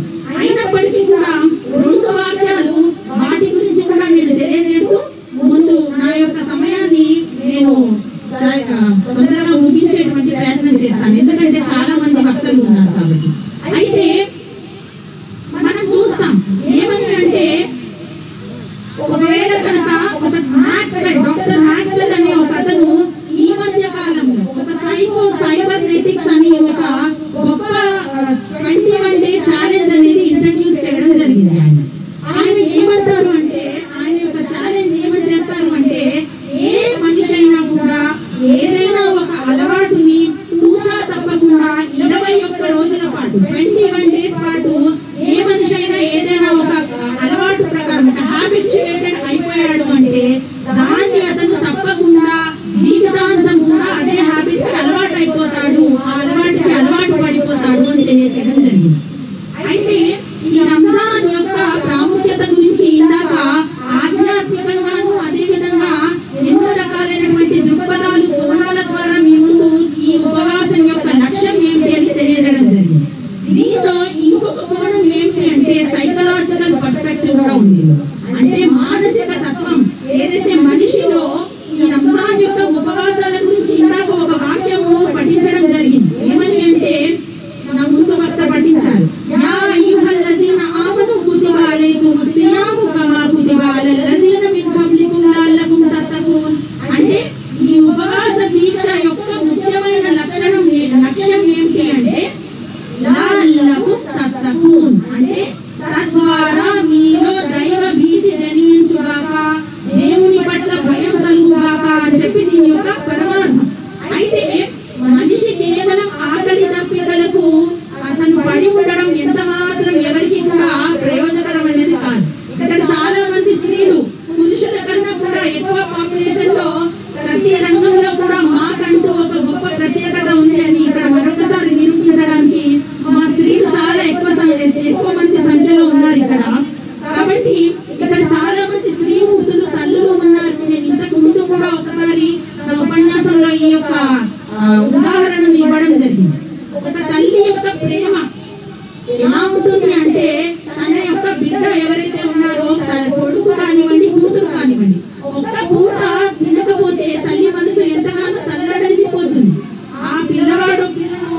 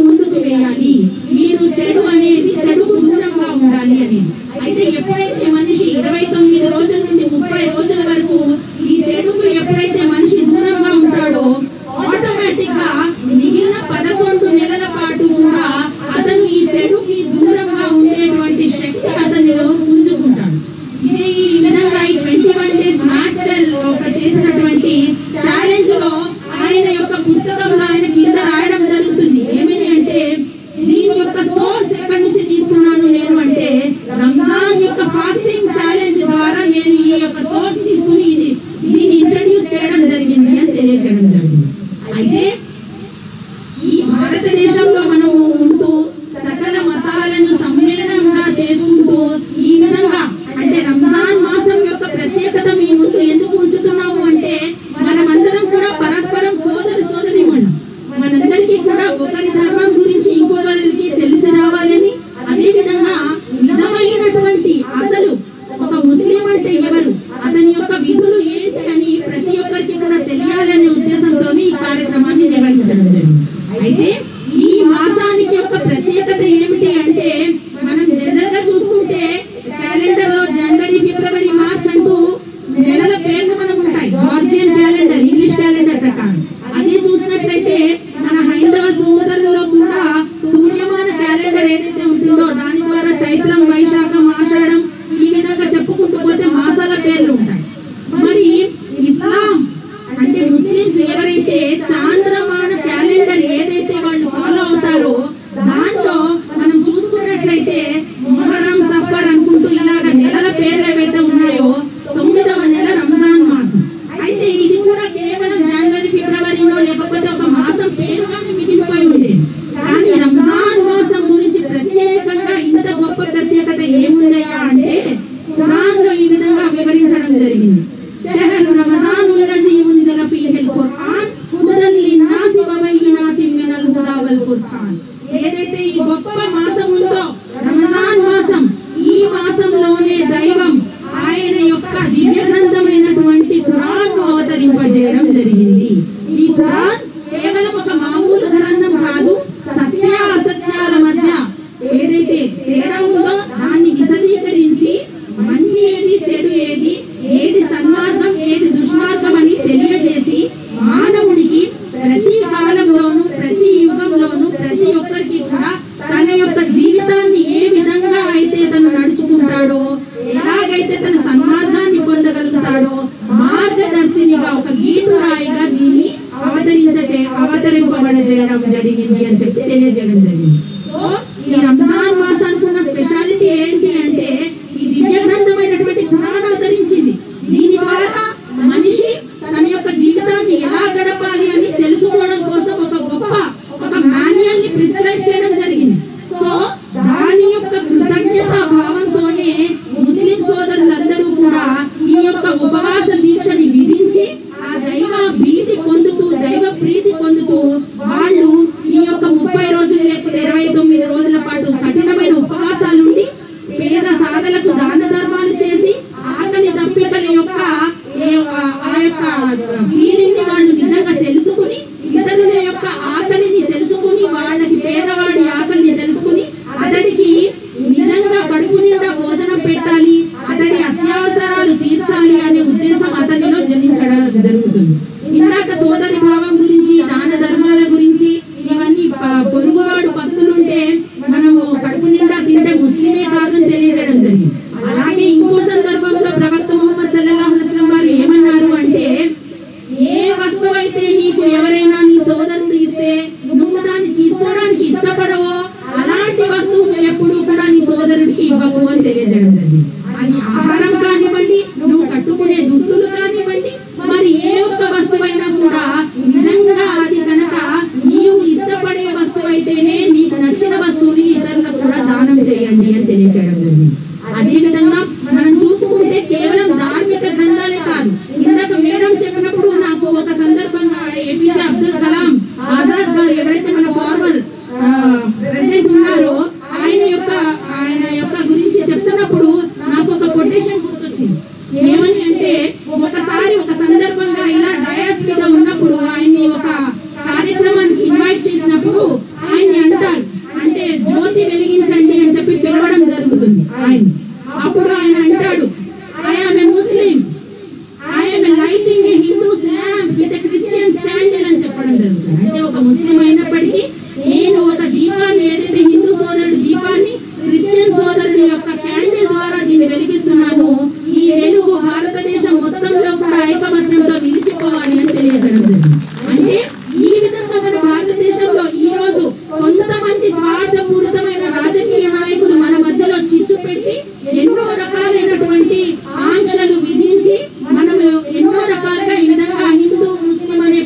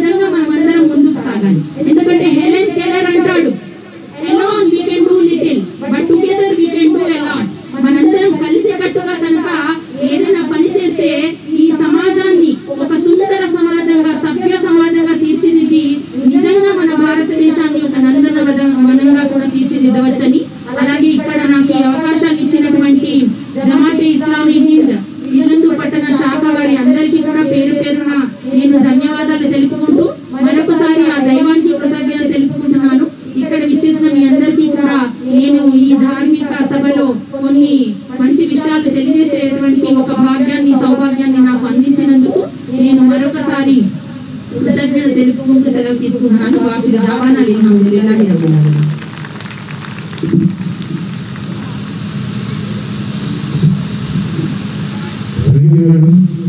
చాలా మంచి విషయాలు ముగ్గురు మతస్థుల యొక్క ధార్మిక సూచనల ద్వారా ఈ సభని చాలా ఉత్తేజపరిచారు. అలాగే మీ యొక్క లేడీస్ ని పొగుడుతూ చాలా సంతోషపరిచారు. నిజంగా చిన్న కొటేషన్ గుర్తొస్తుంది, ladies they are the architect of the society, चूल्हा चक्की उनकी जिंदगी नहीं है. लेडीज అనేది ఆర్కిటెక్ట్ ఆఫ్ ది సొసైటీ. ఓ లేడీస్ అనేది ఈ యొక్క సొసైటీ యొక్క మూల పురుషుల లెక్కన వాళ్ళ తమ కుటుంబాన్ని కాపాడుతూ కుటుంబ వ్యవస్థని నిర్మిస్తూ వస్తున్నారు. చాలా మంచి సందేశాన్ని ఇచ్చారు. ధన్యవాదాలు. అలాగే ఇప్పుడు మన స్థానిక డాక్టర్ గారైన కల్పన మేడం గారిని ఈ సందర్భంగా మన సమావేశాన్ని ఉద్దేశించి మాట్లాడవలసిందిగా కోరుతున్నాను.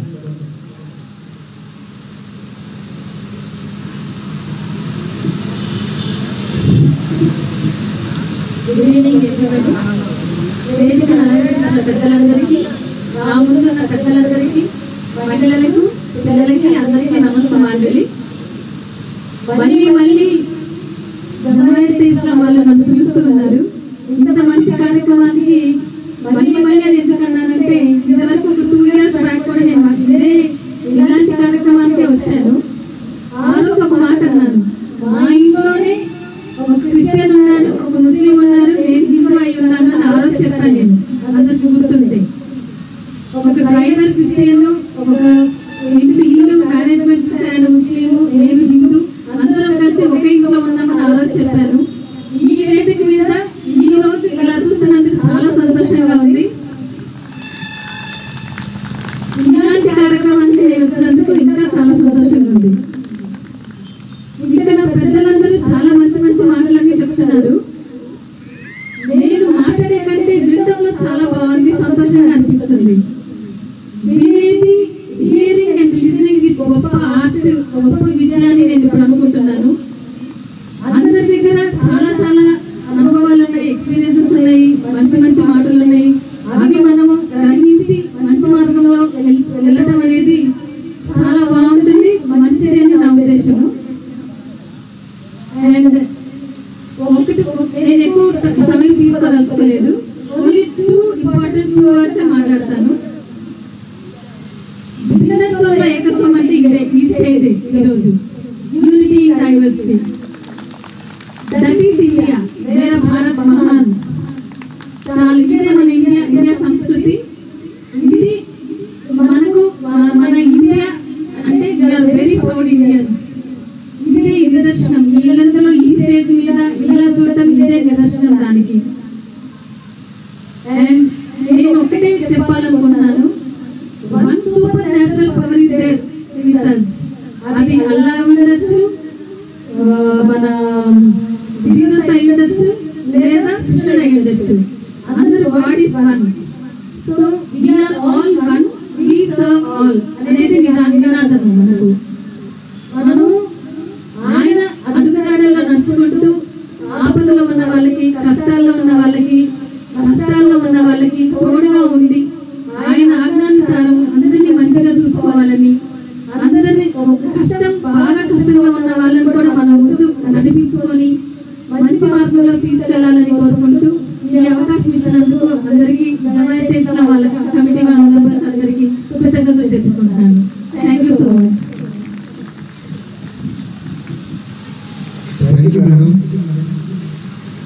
ఈ సమావేశం ఏర్పాటు చేయడానికి గత 15 రోజుల నుంచి మేము చాలా కృషి చేస్తున్నాం. ఈరోజు ఈ సమావేశం చూస్తుంటే మా సంతోషం మీతో పంచుకుంటున్నాం.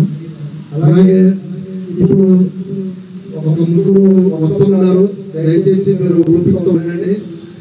అలాగే చివరిగా మీ అందరితో పాటు మేము సేమియాలు, ఇరానియన్ ఖర్జూరం, రాజస్థానీ సమోసా కూడా తిందాం. మీరందరూ ఓపికగా ఉండండి, మీకోసం సేమియాలు రెడీగా ఉన్నాయి. నేను ఏఐటీసీ ప్రతినిధి అయిన జనాబ్ నజీర్ అహ్మద్ గారిని ప్రసంగించవలసిందిగా కోరుతున్నాను.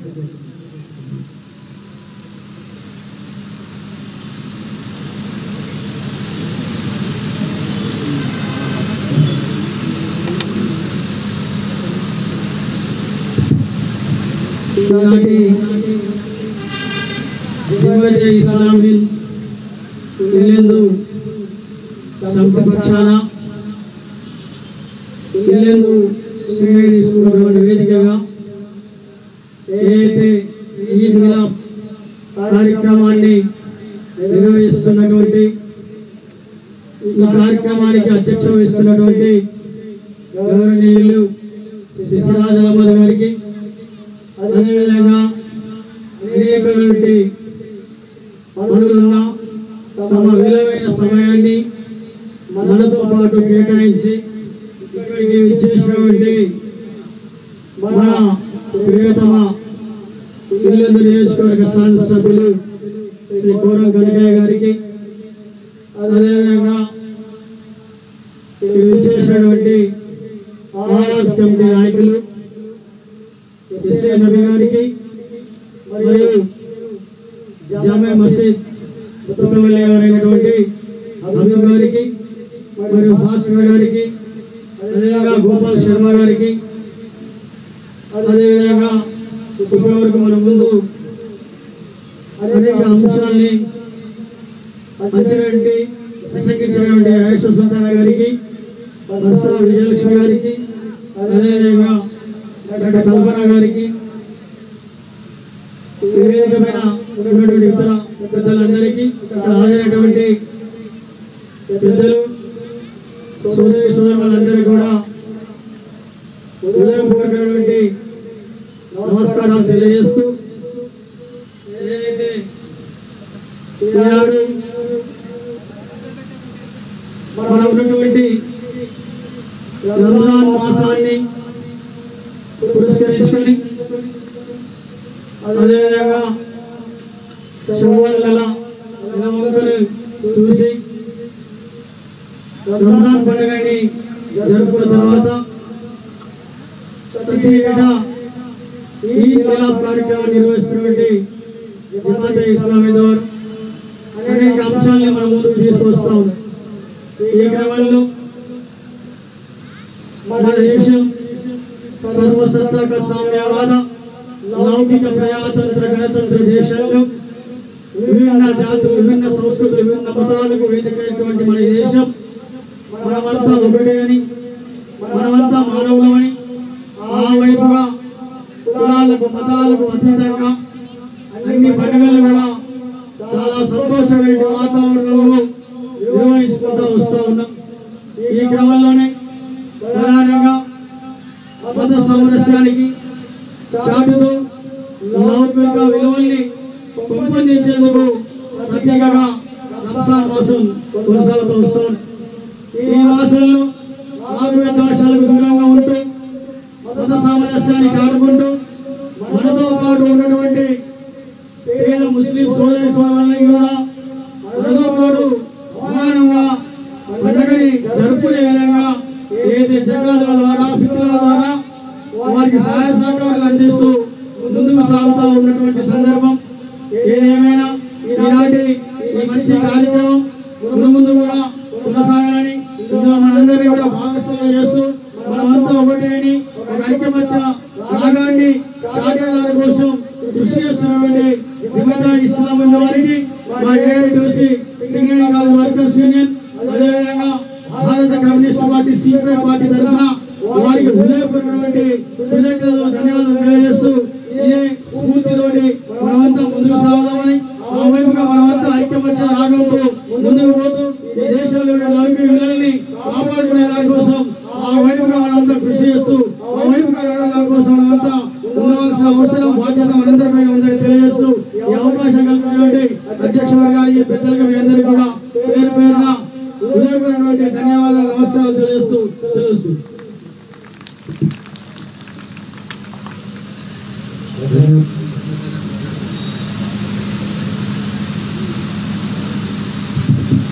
ధన్యవాదాలు జగదేవ్ గారు.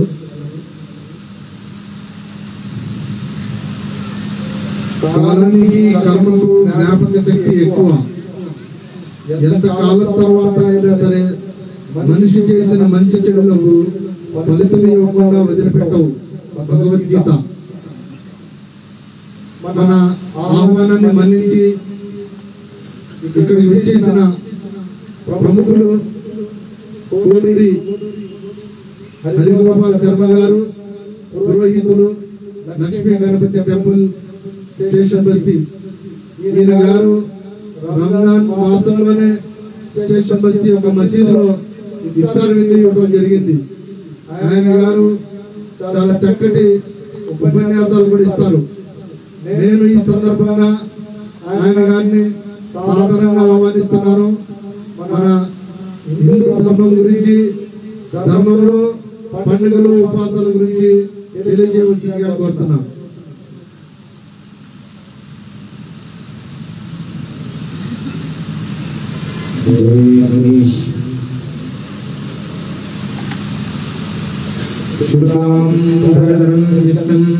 శశివర్ణం చతుర్భుజం ప్రసన్నవదనం ధ్యాయేత్ సర్వవిఘ్నోపశాంతయే గజానన పద్మార్కం గజానన మహర్నిశం అనేకదంతం భక్తానాం అనేకదంతముపాస్మహే. గురుబ్రహ్మా గురుర్విష్ణు గురుర్దేవో మహేశ్వరః గురు సాక్షాత్ పరబ్రహ్మ తస్మై శ్రీ గురవే నమః. బిస్మిల్లాహిర్ रहमानिर रहीम. भाई बहनों को सलाम अलैकुम. ఈ శుభ కార్యక్రమం ఎంతో పవిత్రమైన క్రమం ఏర్పాటు చేసిన జమాయత్ ఇస్లాం హింద్ వారికి ప్రత్యేక అభినందనలు తెలియజేస్తూ, నాతో పాటు ఇక్కడ వక్తలుగా వచ్చేసిన ఫాదర్ గారు, అలాగే మోహన్ సాబ్ గారు, వారి పేర్లైన వాళ్ళందరికీ కూడా నమస్కారాలు. చాలా నేను చెప్పవలసిన మాటలు ఇటు ఫాదర్ గారు చెప్పారు, అటు ఋగ్వేదంలో సుల్తాన్ గారు చెప్తారు. అంటే ఇక్కడ మీకు అర్థమైంది ఏంటంటే, ఒకటే నేను చెప్పేది, భిన్నత్వంలో ఏకత్వం. నా పదాన్ని వాళ్ళు ఉచ్చరించారు, ఇది వేరు. అంటే ఎంత ఇక్కడ చాలా పవిత్రమైన కార్యం. ఇటువంటి కార్యం జరగటం, నేను పాల్గొనడం కూడా ఇది మొదటిసారి. చాలా సంతోషం. మరి అసతోమ సజ్జమయ తమసోమ జ్యోతిర్గమయ మృత్యుమ మృతంగమయ అనేటువంటి వాక్యాలకు సంబంధించి ఫాదర్ గారు చెప్పారు. నేనేమంటున్నా అంటే, సర్వే జనా సుఖినో భవంతు లోకా సమస్తా సుఖినో భవంతు. సర్వజనులు ఎవరైతే సుఖ సంతోషాలతో ఉంటారో ఈ లోకంలో కూడా అందరూ సుఖ సంతోషాలతో ఉంటారు. అంటే ఇందులో ఎక్కడా కూడా ఈ మతం వాళ్ళు సుఖంగా ఉండాలి, లేకపోతే వాళ్ళు అట్లా ఉండాలి అనేది ఏ మతంలో ఏ గ్రంథంలో లేనట్టుగానే మా యొక్క భగవద్గీతలో కూడా అందుకోసమే ఎవరు చెప్పినా ఒకటే శాంతి శాంతి అంటాం ఎవరైనా కోపంగా ఉంటే. మరి అటువంటి శాంతి వాక్యములే భగవద్గీతలో ఉన్నాయి. దాంట్లో దానం ధర్మం, దానము చేయాలి. ఉన్నవాడు ఎందుకు దానం చేయాలంటే, గత జన్మలో చేసుకున్న పుణ్యఫలం ఇతను ధనవంతుడై పుట్టినప్పుడు ఆయన దానం చేయాలి. మరి దానం చేయాలంటే ధనవంతుడే కాదు, సామాన్యుడు కూడా దానం చేయాలి. దానం చేస్తే రోగాలు గట్టివి రావు, వస్తే చిన్న రోగాలు వస్తాయి, సమయం అయితే వెళ్ళిపోతుంటాయి. ధర్మం దానం చేయకుండా ఏదైతే మొరగ పెట్టుకుంటాడో అది ఎక్కడ చదివించాలో అక్కడే చదివించి చివరికి అది జరగవలసి జరుగుతుంటాయి. కాబట్టి దానం ధర్మం చేయమని చెప్తూ ఉన్నటువంటి ఆ భగవద్గీతతో చెప్పినటువంటి మాటల్లో అనన్యాం చింతయంతాం ఏజనా పరుపా తేషాం విద్యా విత్తానం యోగక్షేమం ఆమయం. అందరినీ కూడా చింతతో చూస్తే చక్కగా యోగక్షేమాన్ని చూసినట్టే. అందరినీ ఇరుగు పొరుగు దరిదాపు గురు బ్రహ్మ గురు విష్ణు చదివాను. నాకు అక్షరాభ్యాసం మా నాన్నగారు సత్తారు సార్ వాళ్ళు వేయించారు. లిటిల్ ఫ్లవర్ స్కూల్ నాకైతే అక్షరం దిద్దించింది సత్తారు సార్. ఏంటి నాలుగు మరి సరస్వతి నవసుఖ్యం మా నాన్నగారు దిద్దించారు. అంటే గురువు అనేది స్టేజ్ ఎలాంటిదంటే ఇందులో మాకు వేదాలు ఉపనిషత్తులు నేర్చుకోవాలంటే మినిమం భారతదేశంలో ఉండేటువంటి సంస్కృతి సాంప్రదాయాల మీద అవగాహన కలిగి ఉండాలని ఒక 5వ తరగతి వరకు కూడా ఇటువంటి విద్యను నేర్చుకున్న తర్వాతే ప్రవేశాన్ని కల్పిస్తుంటారు. ఎందుకంటే ఇందాక చేశారు, భారతదేశం నా మాతృభూమి, భారతీయులందరూ నా సహోదరుడు. అంటే ఇది వస్తే అప్పుడు మన యొక్క గ్రంథాలని చదవటం కోసం, అందరినీ కలుపుకోవటం కోసం చక్కగా ఇటువంటి రావాల్సిన దానికి ప్రాథమికంగానే జరుగుతున్నటువంటివి లోకల్లో జరుగుతున్నవి. కాబట్టి అందరూ కూడా భిన్నత్వంలో ఏకత్వం లాగా ప్రతి పండగ కూడా మరి ఉగాదికి మాకు సాంప్రదాయంగా శుభాకాంక్షలు తెలియజేశాం అని మీరు ఎలా అయితే ఇచ్చిపుచ్చుకునే ధోరణిలో ఉన్నామో భవిష్యత్తులో కూడా అందరం కూడా కలిసి మెలిసి ఉండాలనేది నా యొక్క అభిప్రాయం. చక్కగా అందరం కూడా ఇదే విధంగా ఈ వేదిక ద్వారా చాలా సందేశాన్ని అందరి ద్వారా తీసుకుందాం. కాబట్టి సమయం చాలా నాకు తక్కువ తీసుకోవాలనిపించింది, ఎందుకంటే చాలా అతిథులు పాల్గొనాల్సిన వారు మిగతా కార్యక్రమాలు ఉంటాయి. కాబట్టి ప్రతి ఒక్కరు కూడా ఒక్కసారి మనం చేతులు ఎత్తి ఉత్సాహంగా మేరా భారత్ మహాన్, మేరా భారత్ మహాన్, జై హింద్.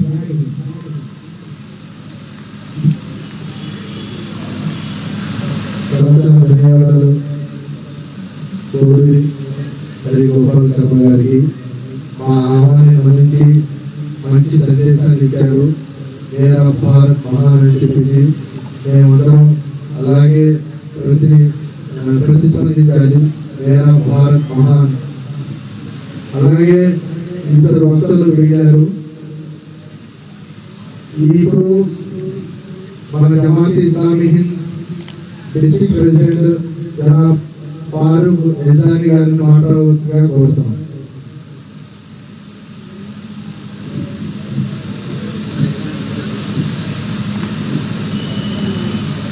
अल्हम्दुलिल्लाहि रब्बिल आलमीन वस्सलातु वस्सलामु अला रसूलिल करीम व अला आलिहि व अस्हाबिहि अजमईन इला यौमिद्दीन। सल्लल्लाहु तबारक व तआला फिल कुरानिल मजीद। औज़ु बिल्लाहि मिनश शैतानिर रजीम। बिस्मिल्लाहिर रहमानिर रहीम। या अय्युहन नास इन्ना खलक़नाकुम मिन ज़करिन व उन्सा व जअलना शुऊबन व क़बाइला लिताअरफ़ू इन्ना अक्रमकुम इंदल्लाहि अत्क़ाकुम। सदक़ल्लाहुल अज़ीम। आज के हमारे इस प्रोग्राम के मेहमान खुसूसी कोरम तनगैया साहब, MLA यलंदू और जमात इस्लामी हिंद के जिम्मेदारान और आज के इस प्रोग्राम के अंदर आए हुए डिफरेंट रिलीजियंस के मेहमान, अस्सलाम वालेकुम रहमतुल्लाहि व बरकातहू। अभी हम एक अहम प्रोग्राम के अंदर काफ़ी देर से बहुत सारी चीज़ें समाप्त करवा रहे थे। ये प्रोग्राम दरअसल ईद मिलाद का प्रोग्राम है। ये भी हमने 2-3 दिन पहले ईद उल फितर को सेलिब्रेट किया। तो ईद मिलाद हमने इसलिए यहाँ पर मुनक़िद किया है कि हमारी ईद की खुशियाँ हम बरादरान वतन के साथ और हमारे दीगर रिलीजियस के भाइयों और बहनों के साथ हम उसको सेलिब्रेट करना चाहते हैं। लेकिन इस मौके पर 1-2-3 चीज़ें मैं आपके सामने रखते हुए मैं अपनी बात को जो है खत्म करता हूँ। जो आयत मैंने आपके सामने अभी पढ़ी है, इसमें अल्लाह ताला फरमाता है हमने इंसानों को एक मर्द और एक औरत से पैदा किया। उसके बाद में हमने इसको मुख्तलिफ कबाइल के अंदर और मुख्तलिफ शोबों के अंदर हमने इसको तकसीम किया। इसलिए तकसीम किया है कि एक दूसरे का जो है तारुफ हो जाए। उसके बाद में अल्लाह ताला फरमाता है कि इन्ना अकरमकुम इंदल्लाहि लत्काकुम, और तुम्हारे दरमियान में सबसे अच्छा और बेहतर इंसान वो है जो अल्लाह ताला से डरते हुए जिंदगी गुजारता है। दरअसल रमजान का महीना उम्मत मुस्लिमा के अंदर अल्लाह ताला के डर को और उसके खौफ को पैदा करना चाहता है। रोजे की हालत में अगर आप देखते हैं तो हम मुख्तलिफ बुराइयों से बचते हैं, मुख्तलिफ गुनाह से हम बचते हैं, लेकिन इसके बाद में हमारे अंदर गुनाह करने की जो आदत है और गलतियां करने की जो आदत है वो मुकम्मल तौर पर छूट जाती है। लेकिन कुरान मजीद का एक अहम तरीन मैसेज उम्मत मुस्लिमा और इंसानियत के हवाले किया गया। अल्लाह ताला फरमाता है कि कुंतुम खैरा उम्मतिन उखरिजत लिन्नास तामरुना बिल मारूफ व तनहौना अनिल मुनकर व तु'मिनूना बिल्लाह। अल्लाह फरमाता है कि तुम ही वो बेहतरीन उम्मत हो। और एक आयत में अल्लाह ताला फरमाता है कि वलतकुम मिनकुम उम्मतुन यदूना इलल खैर, कि तुम्हारे दरमियान में कुछ लोग तो जरूर ऐसे होने चाहिए जो लोगों को अच्छाई की तरफ दावत दे और बुराइयों से रोके। तो यहाँ पे एक मैसेज इस ईद मिलाद के प्लेटफॉर्म से हमें मिलता है, वो ये मिलता है कि रमजान के महीने के अंदर जिस तरह से हमने बुराइयों से बचा है, गुनाहों से हमने अपने आप को जो है रोके रखा है, ये मैसेज ये मिलता है कि हम सिर्फ गुनाहों से बचने वाले नहीं होंगे और हमारे दरमियान में कुछ लोग जो खड़े होंगे कि वो सिर्फ जो है गुनाहों से बचने वाले नहीं होंगे, बल्कि वो बुराइयों के खिलाफ पे उठने वाले होंगे, बुराइयों के खिलाफ पे आवाज देने वाले होंगे, बल्कि समाज को, सोसाइटी को एक अच्छा समाज, एक अच्छी सोसाइटी को बनाने की कोशिश करेंगे। ये हमारे ईद मिलाद के प्लेटफॉर्म से, स्टेज से जो मिलने वाला मैसेज है। दूसरी जो बात अभी हम मुख्तलिफ मुहर्रिर से हमने सुनी, रमजान का महीना दरअसल समाज और सोसाइटी के अंदर भाईचारगी की फिजा को आम करना चाहता है, हमदर्दी की फिजा को आम करना चाहता है, मोहब्बत की फिजा को आम करना चाहता है। अल्लाह के रसूल सल्लल्लाहु अलैहि वसल्लम के ज़माने के वाक़े को आप याद करें। एक शख्स अल्लाह के रसूल सल्लल्लाहु अलैहि वसल्लम के पास आता है, फरमाता है कि मैं काफी दिन से जो भूखा हूँ, मुझे खाने के लिए कुछ दीजिए। अल्लाह के रसूल सल्लल्लाहु अलैहि वसल्लम उस मौके पर अपने घरों का मायना कराते हैं, लेकिन उनके घर के अंदर कोई चीज उस मौके पर मैसर नहीं आती है। एक सहाबी उठते हैं और फरमाते हैं कि अल्लाह के रसूल हम इन्हें अपने घर ले जाएंगे। उसके बाद में घर ले जाया जाता है, वो तमाम वाक़े को आप जानते हैं। घर में सिर्फ एक आदमी का खाना उस मौके पर मौजूद होता है, लेकिन उस मौके पर वो सहाबी और उनकी अहलिया और मुख्तलिफ लोग जो है अपने आप को भूखा रखते हैं और मेहमान रसूल सल्लल्लाहु अलैहि वसल्लम को पेट भर खिलाते हैं। लेकिन सुबह होने के बाद मेहमान के रसूल सल्लल्लाहु अलैहि वसल्लम उस सहाबी को देखकर मुस्कुराते हैं और खुश होते हैं और फरमाते हैं कि अबू तलहा कि आपने और आपकी अहलिया ने मिलकर जो अमल किया है कि अल्लाह ताला उससे बेइंतहा जो खुश हुआ। और कुरान मजीद की आयत नाज़िल हुई कि वयुसिरुना अला अनफुसिहिम वलौ कान बिहिम खसासा। अल्लाह ताला उन लोगों को बेइंतहा पसंद करता है जो अपने आप को मुसीबत में रखकर, परेशानी में रखकर दूसरों के लिए खड़े होते हैं। दरअसल हमारा जो ईद मिलाद का जो ये प्लेटफॉर्म है वो दरअसल इंसानियत के मुताल्लिक़ हमदर्दी पैदा करना चाहता है, इंसानियत के अंदर जो है मोहब्बत की फिजा को आम करना चाहता है। समाज के अंदर आप देखते हैं यतीम भी है, मिस्कीन भी है, लाचार भी है, कि मुख्तलिफ किस्म के लोग जो है परेशानी की हालत में नजर आते हैं। लेकिन रमजान का महीना एक बहुत बड़ा मैसेज मुझे आपको देता है कि उम्मत मुस्लिमा और तमाम इंसानियत जो है समाज की तश्कील नौ के लिए जो तैयार हो जाएगी और उनकी हमदर्दी के खातिर उनकी परेशानी को दूर करने की कोशिश करेगी। तो ये दो बातें थी जो मैं आपके सामने इस मौके पर रखने की कोशिश किया हूँ। अल्लाह ताला से दुआ है कि अल्लाह ताला हमारे इस प्रोग्राम को जो है कामयाब बनाए और कल आखिरत में इस प्रोग्राम के जरिए से अल्लाह ताला हमारे हिसाब और किताब को जो आसान बनाए।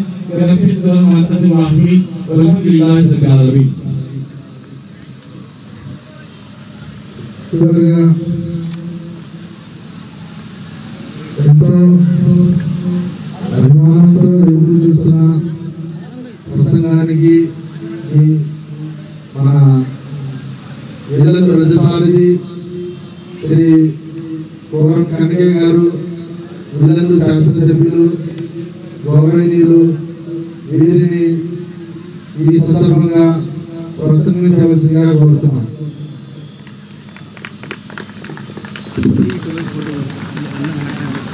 సభాధ్యక్షులు గారు వారితో పాటు వేదిక మీద ఉన్నటువంటి వివిధ మండలాలకు సంబంధించినటువంటి పెద్దలు, మహిళా సోదరులు, వేదిక మీద ఉన్నటువంటి అక్క చెల్లెలు, అన్నదమ్ములందరూ కూడా పేరు పేరు నమస్కారం, ధన్యవాదాలు. చాలా సంతోషం. గతంలో 2014 కూడా ఈ ప్రాంతంలో పెద్దలు ఏదమ్మ గారు ఇలాంటి సభని ఏర్పాటు చేసినప్పుడు కూడా ఆహ్వానించడం జరిగింది. వారి యొక్క ఆలోచన భారతదేశంలో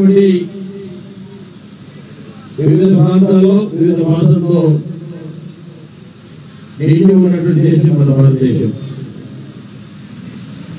స్వతంత్ర కోసం పోరాటం చేసినప్పుడు అన్ని కులాల మతాలతో పాటు బ్రిటిష్ వాళ్ళందరూ కూడా జరిగినటువంటి సంగతి మనందరూ తెలుసుకోవాలి.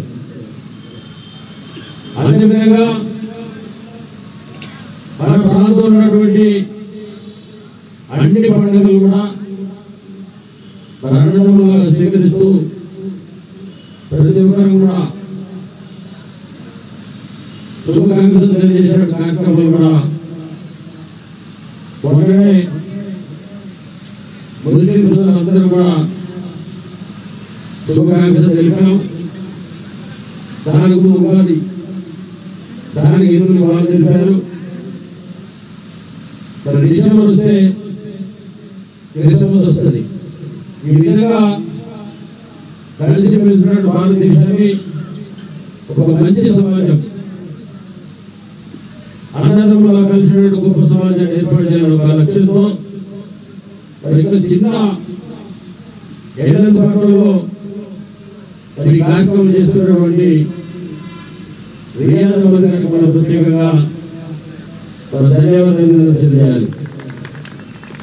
ఎక్కడ లేని విధంగా మనం చాలా పట్టణాలు చూసాం. ఇలాంటి కలయిక వేదిక మీద అన్ని మతాలు కూర్చోబెట్టి వేదిక ముందు కూడా వివిధ మతాలతో పాటు ప్రజలకి చక్కటి సందేశం ఇవ్వడం, పెద్ద భక్తులు కూడా గొప్పగా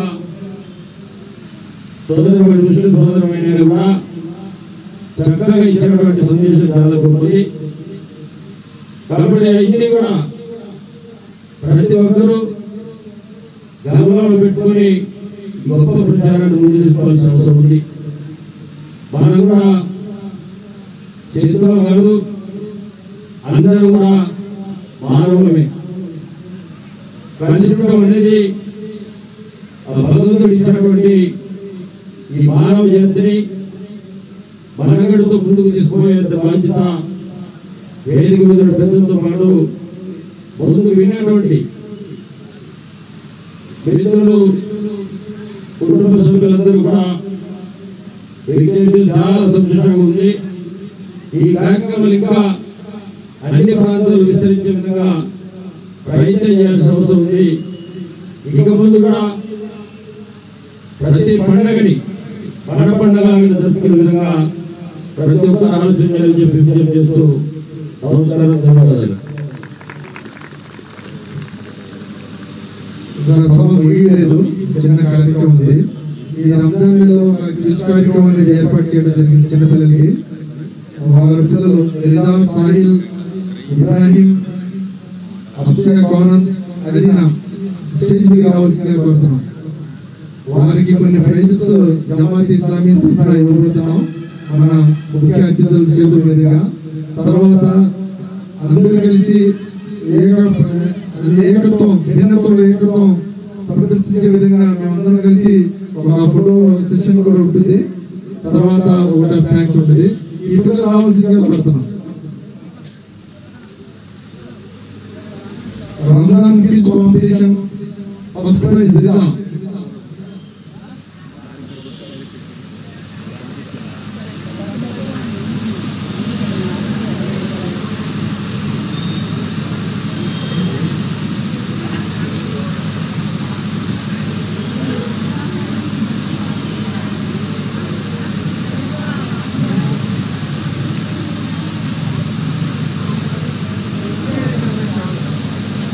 సిరాజ్ భాయ్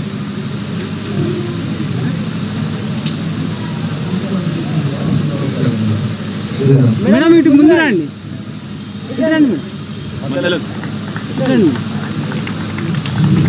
అలాగే సెకండ్ ప్రైజ్ సాహిల్ గారిని మన పురోహితులు కోడూరి హరిగోపాల్ శర్మ గారు ఇస్తారు.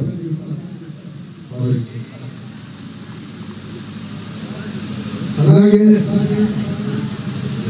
యాక్టివిటీ పార్టిసిపేట్ లో మొహమ్మద్ ఇబ్రాహింని మన ఫాదర్ గారు పి జాబాబు గారు ఇస్తారు.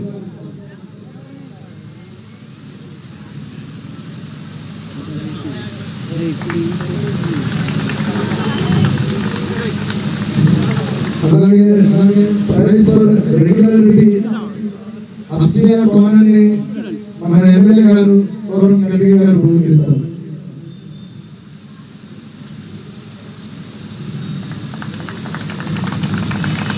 అలాగే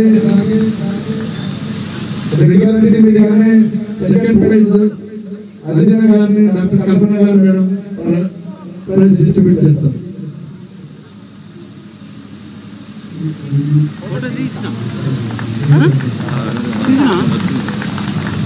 అలాగే ఒకరికొకరు చేతులు పట్టుకొని కలిసికట్టుగా ఉన్నామనే ప్రదర్శన చూపిస్తూ ఫోటో సెషన్ ఉంటుంది. అతిథులందరికీ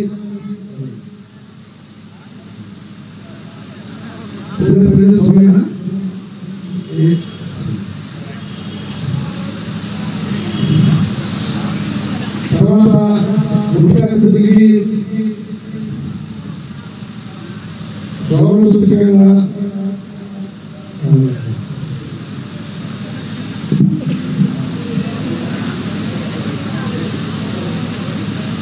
సతీష్ ముందు జరు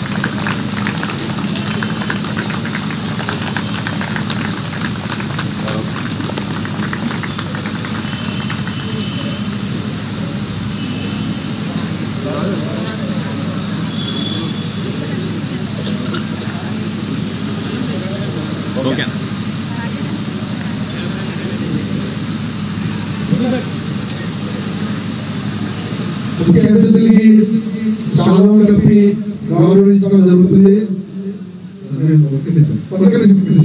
ముందుగా మన ఎమ్మెల్యే గారిని శాలువా కప్పి సత్కరించవలసిందిగా జనాబ్ ఇస్మాయిల్ గారిని కోరడం జరుగుతుంది.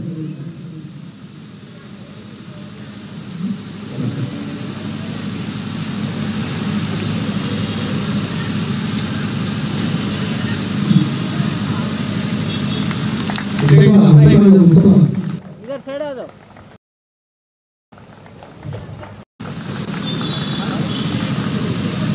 అలాగే జమాత్ ఇస్లామీ సభ్యులు ముస్తఫా గారు శ్రీ కోడూరి హరిగోపాల్ శర్మ గారిని శాలువాతో సత్కరిస్తారు.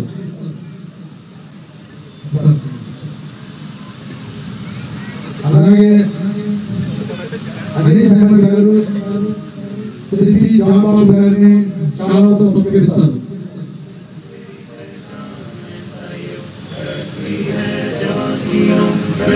बनकर जान ऐसा ही हो, हर कॉलेज कैंपस में तेरी पहचान ऐसा ही हो, धड़कती है जवां सीना में बनकर जान ऐसा ही हो।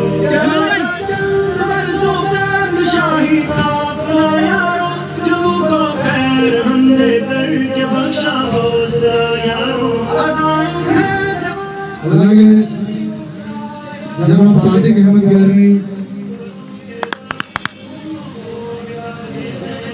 వరంగల్ నుంచి విచ్చేసిన రఫీక్ అహ్మద్ గారు తాళాలతో సత్కరిస్తారు.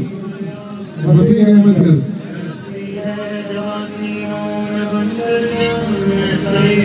యాకూబ్ పాషా గారు జనాబ్ యాకూబ్ పాషా గారు సాదిక్ అహ్మద్ గారిని వరంగల్లో వచ్చిన యాకూబ్ పాషా గారు సాదిక్ అహ్మద్ గారిని తాళాలతో సత్కరిస్తారు.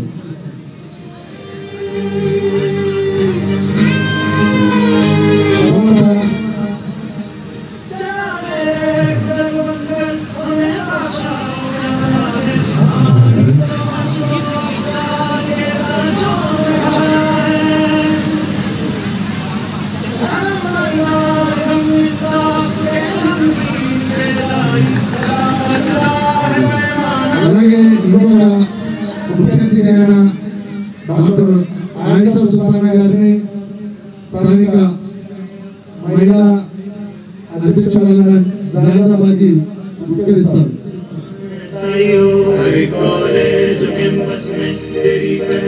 తర్వాత మన పూర్వములు గుట్టవల్లి గ్రామ మసీద్ గుట్టవల్లి గారైన హబీబ్ గారు మన కోడూరి హరిగోపాల్ శర్మ గారిని సత్కరిస్తున్నారు.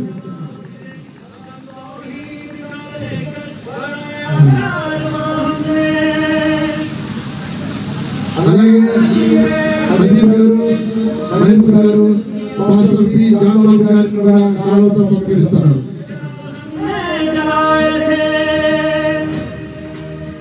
बुराई के मुकाबिला हनी चट्टान ऐसा ही हो, धड़कती है जवां सीनों में बनकर जान। ఈ సందర్భంగా ఓట్ ఆఫ్ థ్యాంక్స్ ని ప్రకటించడం జరుగుతుంది. ఈ గ్రౌండ్ ని కేటాయించడానికి సత్కరించిన నజీర్ అహ్మద్ గారికి, అలాగే సింగరేణి కాలేజ్ యాజమాన్యానికి, అలాగే ఈ ప్రోగ్రాం సక్సెస్ చేయడానికి సహకరించిన జమాత్ సభ్యులు, మహిళా సభ్యులు, జీవో, అలాగే మన వెజిటబుల్ మార్కెట్ రోజ్ గారు, అలాగే లైటింగ్ మైకింగ్ ఏర్పాటు చేసిన జమా గారు, ఇక్కడ విచ్చేసిన అతిథులు కోరం కలిగా గారు, కోరం హరిగోపాల్ శర్మ గారు, సాదిక్ అహ్మద్ గారు, పి జాన్బాబు గారు, ఫారూక్ ఇస్లానీ గారు, డాక్టర్ పి విజయలక్ష్మి గారు, డాక్టర్ కల్పన గారు, నజీర్ అహ్మద్ గారు, ఎస్ఏ నబీ గారు, ముతవల్లి హబీబ్ గారు, ముఫ్తీ ఇలియాస్ గారు, అందరికీ ధన్యవాదాలు తెలియజేస్తున్నాం. ఈ సభ ఇంతటితో ముగిస్తుందని ప్రకటిస్తున్నాం. ధన్యవాదాలు. जवानाने वतन को चलो बेदार करते हैं, दिखाकर रास्ता हक का उन्हें तैयार करते हैं। मेरे पास ख्यालों को बहुत ऊंचा उठाया है।